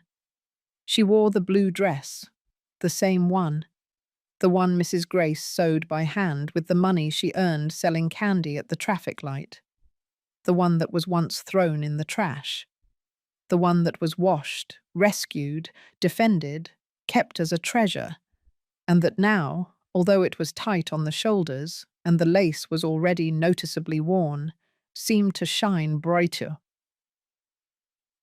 than ever. Mrs. Nancy greeted her with a discreet hug. "Are you sure you want to say something?" Lucy nodded. She took a letter out of her backpack, carefully folded, written in blue ink on paper that smelled like dried basil. The handwriting was shaky, firm, familiar. "My grandma asked me to read it today," she said, without fear. The teacher nodded. She asked the group for silence. Lucy went up to the small makeshift platform in the patio. She took a deep breath, and she began to read. "Dear Lucy, if you are reading this, it's because I am no longer with you physically. But don't be afraid. Don't feel alone. I am here, in your voice, in your courage, in every step you take. You taught me that love is not saved, it is given, and that girls can be stronger than the wind when they defend what they love. Thank you for saving my dress. Thank you for rescuing me when everyone forgot me. Thank you for giving me a new life in your eyes. Don't let anyone turn off your light. Never keep quiet. And when you feel like you miss me, just put on this dress. And listen to your heart. I will be there. Always yours. Your grandma, Grace. Asterisk." Lucy folded the paper gently. She didn't cry. She just looked at the sky. The children applauded. They didn't fully understand, but they knew that something important had happened. The teacher walked toward her. She hugged her. And she told her in her ear, "She is watching you." At the end of the day, when all the parents came to pick up their children, Lucy walked out alone. She walked through the neighborhood square, crossed the street with calm steps, and stopped in front of the market. An older woman who sold flowers recognized her. "Your grandma is not with you anymore, is she, my child?" Lucy smiled. "Yes, she is. She just doesn't walk anymore. Now she flies with me." The lady was moved. "And where is she going?" Lucy touched her chest, right where the lace of the blue dress brushed her heart. "Here. She's going here." And as she walked away, with the dress billowing in the wind and her gaze fixed forward, Several neighbors watched her from the gates. One asked her, "Where did your grandma go, Lucy?" And she, without stopping, replied with the certainty of someone who has loved deeply, "Here, with me." If this story touched your heart, subscribe to the channel so you don't miss more stories like this. Don't forget to hit the notification bell, leave your like, and write the word dress in the comments so I know you made it to the end. And if you want to support this channel to continue sharing stories full of emotion and dignity like Mrs. Grace's, you can leave a super thank you right here. Every gesture counts, because telling stories is also a form of resistance. Thank you for joining me. We'll hear from each other in the next story.